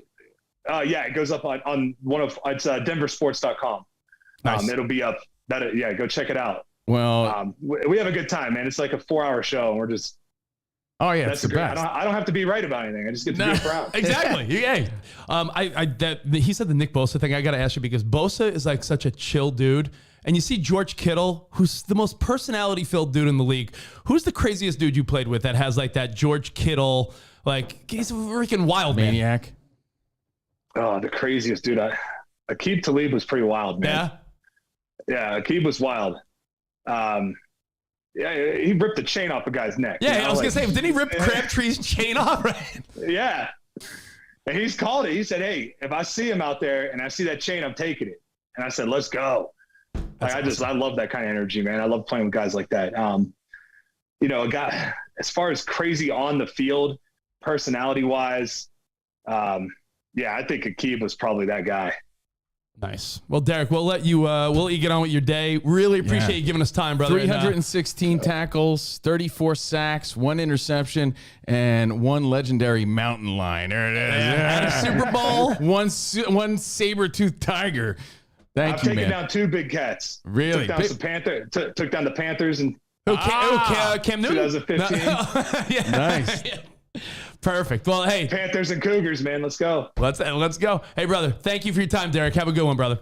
Thanks for having me, boys. Appreciate you very much. It's guy. crazy. What a cool guy, man. Very cool. What a story, huh? Crazy how viral that story went. I mean, but when you see that picture, you're like, if you're not watching Tier 2, you just got to Google the image to see why this story went so viral. I mean, it's gigantic. And check him out. He's a really cool dude. Wolf Untamed on YouTube. And thank you, Derek Wolf _95 for being on the show. And you got to feel stoked because he's picking your 49ers. Yeah, I mean, hey, it's a 1 in 4 chance at this point. And by the way, Spot, go up on the feedback. Someone said no one's sleeping on Joe Burrow. Last week there were 6-point underdogs against Buffalo. John D said Well, no. he did sleeping say, on like, Joe Burrow. especially now, though. Like, Especially you just now. see Now, I how mean- good he is. When you see it on a stage like this and you see him against Josh Allen, especially, right? And the Bills, who they were hyping up all year, you're like, yeah, man, this dude is no joke. You know he's good, but he's just proving it more and more every week that goes by. But that was very cool, man. It was cool. Like, he's a manly dude. And I think what he said made a lot of sense, too. When you live that NFL life for as long as he did, and then it's over, you need some shit to do. Yeah. And he's using his powers for good. So props to him, man. It's a cool story. No, it's definitely a cool story. Need to do more interviews. That was fun. Yeah, it was really That cool. was fun. And maybe I we'll think get for some, Fox Spot, some jerky. I only cursed. I cursed twice. Yeah, I'll edit that out. But I think the whole interview was great for Fox. Yeah, I mean, maybe a little cleaning up. A little cleaning up because it was a long story.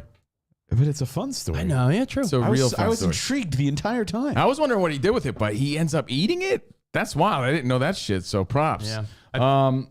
Very cool. I'm excited to see the feedback. But Spot, for our first little Patreon gig, that went dope. Yeah, it's fun. Yeah. Honestly. I was happy with it visually. I was happy with Yeah, I like the setup too. I like the big for tier 2. I like the big image of the guest and us to the sides of them. I think that's Thanks a cool for being part of the process. Hell with yeah, us, guys. Right. And it's cool to just talk to somebody and hear their story.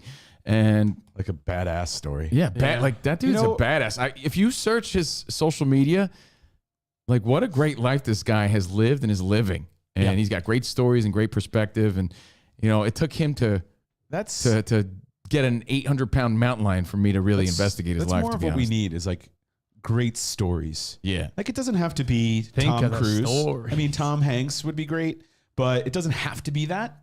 It could be someone with a great story, and lots of people have great stories. I'd be interested to hear those. Well, Spot, I could do this real quick to make it an action-packed show.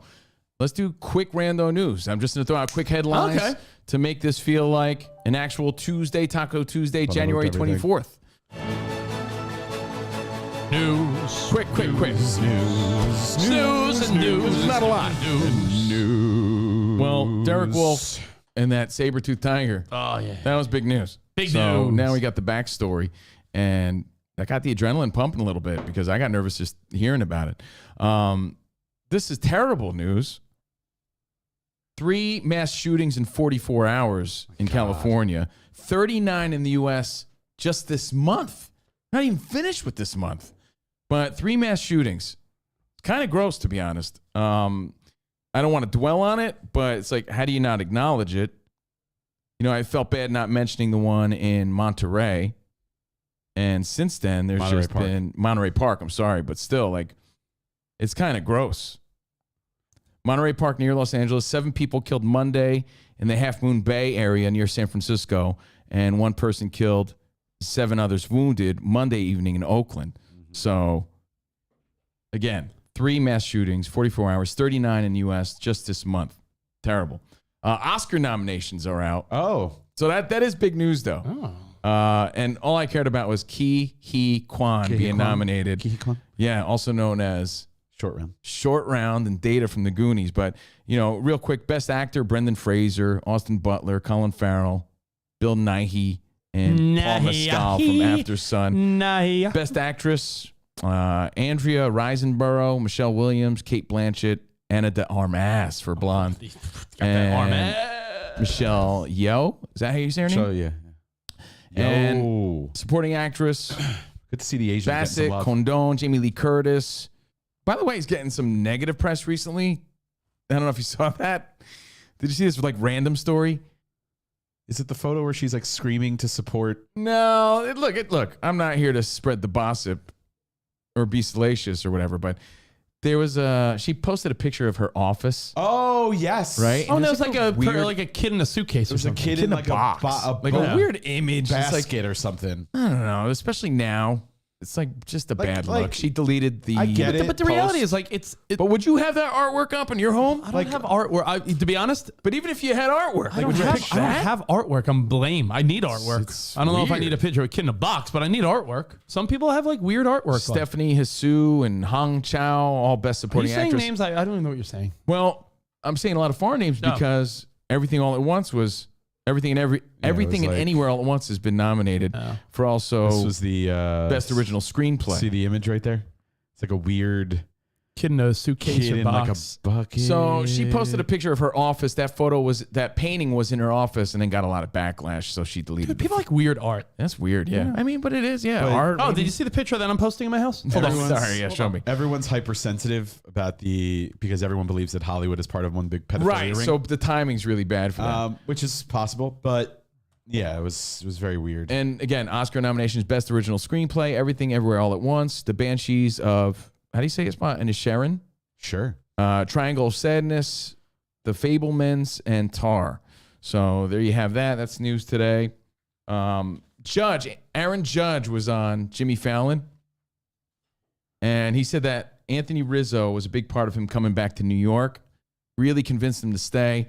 It's cool to hear the inner workings of relationships, like Derek Wolf living with the Kelsey brothers, right?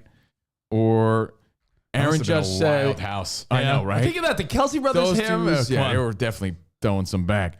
I'm sure he has plenty of stories. But the story goes that Anthony Rizzo was constantly hitting up Aaron Judge, like, dude, I got my deal done. You got to stay in New York. You got to stay in New York. It was really badgering him to stay. But Aaron Judge jokingly said the reason he stayed was because their doggies are best friends. Their doggies, Penny and Kevin, I believe. But their dogs are best friends. So that's why he stayed. Tom Brady, he's pissed off because his co-host on SXM, Jim Gray, asked him, well, what's your deal for next year? And his quote was pretty, you know what? It's one thing to hear the quote, but it's another thing to actually hear the audio, right? The quote was, if I knew what I was going to effing do, if I knew what I was effing doing, I have already effing done it. Like when you read it about Tom Brady's future, it's like, okay. But when you hear it, he was like really sort of pissy about it. Well, Jim Gray is a pissy guy, That's his and that's his co-host, co-host. though, but it was like Jim Gray's been known to be pissy, dude. But anyway, but Tom Brady is also known to be, Mr. Wonderful. So when you hear him act like that, it's like, oh, okay. And then the last story of the day. Before you get to the last story, Spot, can you show people the artwork? I just sent it to CNR show. The art. You talk about weird artwork. This is the artwork that I was going to put on my wall. let's see. I thought it was a beautiful photo. Let's see. Oh, it hasn't come through yet. Well, I got mine here. This is mine. No, that's yours. Yeah, I'm hanging. Oh, is this? Yeah. See, no one's gonna complain about this. Oh, that'll look great on your wall. Yeah. When are you? When Higher are the you sock, gonna, the downer the But full. it's not going through. Can I send it to your personal? Sure. When are you going to hang that up? Well, if I hang it up, I can't have it right On here to your- show Are everybody. you going to hang it up on your side of the room? Maybe one day in my bedroom. Melody wants it. I told you. So the last story while we get that image, and again, there's plenty of stories. The ones that stood out to me. Mindy Kaling, who's been on the show, is getting, like, everybody loves her, but she's getting a lot of backlash. I like Mindy. Yeah, she's cool. Yeah. But she's getting a lot of backlash because Share the awkward story. she did Velma, the animated series. Oh yeah. Yeah. And It's- Velma, like, she reimagined it. Velma is now a South Asian bisexual teen on a mission to find her mother or something like that. I don't know the premise. But now the backlash is they've ruined the original. They've ruined Scooby-Doo. And Rotten Potatoes is giving it 6%. And she's getting all this shitty backlash because apparently it's that steamy, bad. It's steamy No, garbage. like, people are saying it's like the hottest piece of shit ever. I keep so that's seeing why it it's a every story. time I go on HBO. Right. Max, I see it. I'm like, oh, Velma. I have Getting no very interest, but- whelming reviews. Again, 6%. And then, since it's been such a bad, like, steamy garbage. you know when I say when it rains, it pours? Since she's getting all this backlash, she's defending it and everything. She's in the news. People are trying to get more dirt on her to bring her down. And I'm not trying to add to it. I'm just telling you the story. They now found out, or it's now come out on a more mainstream level, that her brother wasn't smart enough to be a doctor or enter medical school. So he claimed to be a black guy and changed his name to JoJo and shaved his head. And now they're like, And then she's like, yeah, but I disowned him as my brother years ago. Yeah, so You what know? I mean, I know. I'm just saying, but now they're pouring the dirt on her. It's just all piling this up. again? So I don't think anyone that brother. I don't think anyone that cares about Mindy Kaling. Mindy Kaling, that's Yeah, right. I don't think anyone that cares about her cares about the story. My wife loves her. People love her. I think she's great. I don't expect you to care. It's a story. No, but I'm saying but you're saying people care. I'm telling you, those people are weirdos. Like, your, who cares about what her brother does? Your artwork came through, by the way. Oh, my artwork came through. What do you think about that? I'm going to put this on the wall. I think this is a really good choice. So I think there's something about it, right? Yeah, There's something about that. There's something about it's It's like, so lifelike. It's too, a very strong man. I just feel like it shows the strength. human male form. I like the curtains in the background. Is that a half a chair? That's weird. It's a man flexing like I see the over chair, a chair, over furniture. Yeah, I think it's a great photo. But it's like the muscle tone too. Is this gonna go over your new fireplace? When Yeah, you it will. It will. I think it's Yeah. great. Yeah. Oh, by the way, but you know, Sarah, and I sent it to a few people yesterday, and it took Sarah a minute. She's like, gross. Why would you send me that? I'm like, what? What are you talking about? She goes, a guy with his dick hanging. I'm like, well, I don't know what you're thinking. I don't know what you're seeing. What? Thinking? I'm like, Sarah. what? I was like, Sarah. Why would I'm anyone like, even think I'm that? sorry. I'm like, Sarah, do you mean a man balancing on two chairs and that's his his foot? foot? I saw a man. hold on. I saw a man, there with his feet out. That I didn't see a dick at all, and you know me, I've seen lots of dicks recently. I didn't even see that. That's I was like, geez, Sarah, get your Sarah. mind out of the gutter. Gross. That's great. I like that. Sarah. That's good Put artwork, that up right? in the living room. Yeah. Or maybe even reenact it. Maybe. Can I get that bebehind me? Yeah, I think do that's that. beautiful. Yeah. Can you make it happen? Can I give have you a few shout outs All to right, give? cool. I have two shout outs of people that I'm going to see if you can guess. Two people turned 82 today, and they're two amazing people in the music world that we've loved over the years. Well, our patrons come first. They come next. Okay. Shout out to Samir. Oh, is it shout outs? Hang on. Yeah. Let's do our shout outs for this Tuesday, Taco Tuesday. I made the graphic. Let me use it. Italian Jew, I appreciate it. Shout outs. Samir. I don't think anyone appreciates this graphic. I actually looked for a font that looks like shit. It does. Yeah, it's a good font. Yeah, it's a really good. If you It's want a to buy, shitty if font. anyone needs it, hit me up. I got a good shit font for you. Samir Lakhani. I don't know if he even listens anywhere, but he hit us up. And I'm like, he we haven't listens. shouted out Samir in a long time. Got a beautiful family. But thank you, Samir. Actually, Samir and G. Samara, shout out to G. Samara, both sent me the Dallas. People keep sending me the Mexican word Dallas. That's so funny. Yeah, so we did that one yesterday, Mexican word of the day. Luke Savage, what's up, Luke? I already said G. Samara. James C. Gale, what's up, James C. Gale? Tom Blase, he's a watch guy. Appreciated the watch. like Tommy combo yesterday. Blase. Is it Tommy Blaze or Tommy Blase? Blase. But thank you, Tommy Blaze. Luis Winthorpe the fourth. But you know what? Since I'm giving shout outs, shout out to Lewis Winthorpe the first, second, third too. Yeah. Well, why do they not get any love? So Lewis Winthorpe, thank you. Ricardo Flores, Keto 50, Eric Reynolds. We appreciate all the health tips. Becker, what's up, Becker? Shout out to your cousin, to the Snackster. Billy Good, Daniel Javier Feets, El Kukui, the after show, but later. Thank you guys for all your support. Everybody hanging out with us on this Tuesday. Hope you enjoyed the interview. And the two people sharing a birthday at 82. I referenced one of them recently for having a voice that is underrated. James Earl Jones. Morgan Freeman. Answer your own question. I recently said they're underrated, their voice. Denny G? You're just not thinking. Recently, I gave them only props. got 6 hours sleep last night. recently gave them props because I was like, man, they're underrated. They got the voice. I don't know. He's on the level. Aaron Neville.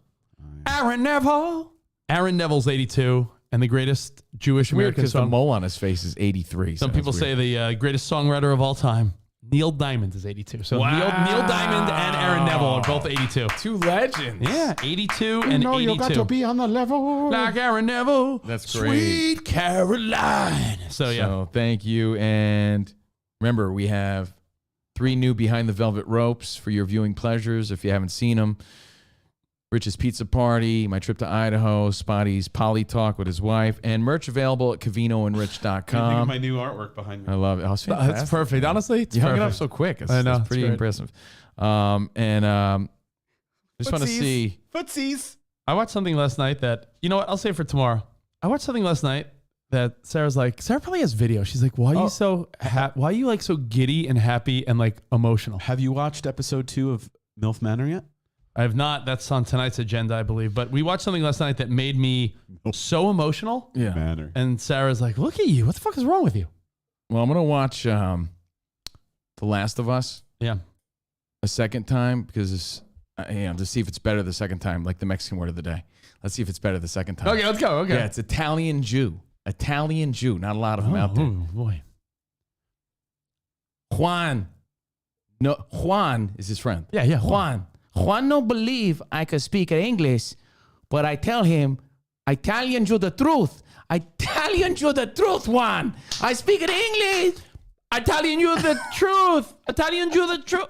Italian? No, not as good I as think it might be better the first time. Maybe it was better. Well, because he didn't play the Gritos. But anyway. No, I don't think that's it. You need to stop. Whatever. Join us on Fox Sports Radio later today, 2 p.m. on the West, 5 p.m. on the East. And Italian Jew, you will love it. We'll see you guys. Will love it. We'll see you guys mañana. Until then, arrivederci, baby. See you in the promised land. Goodbye.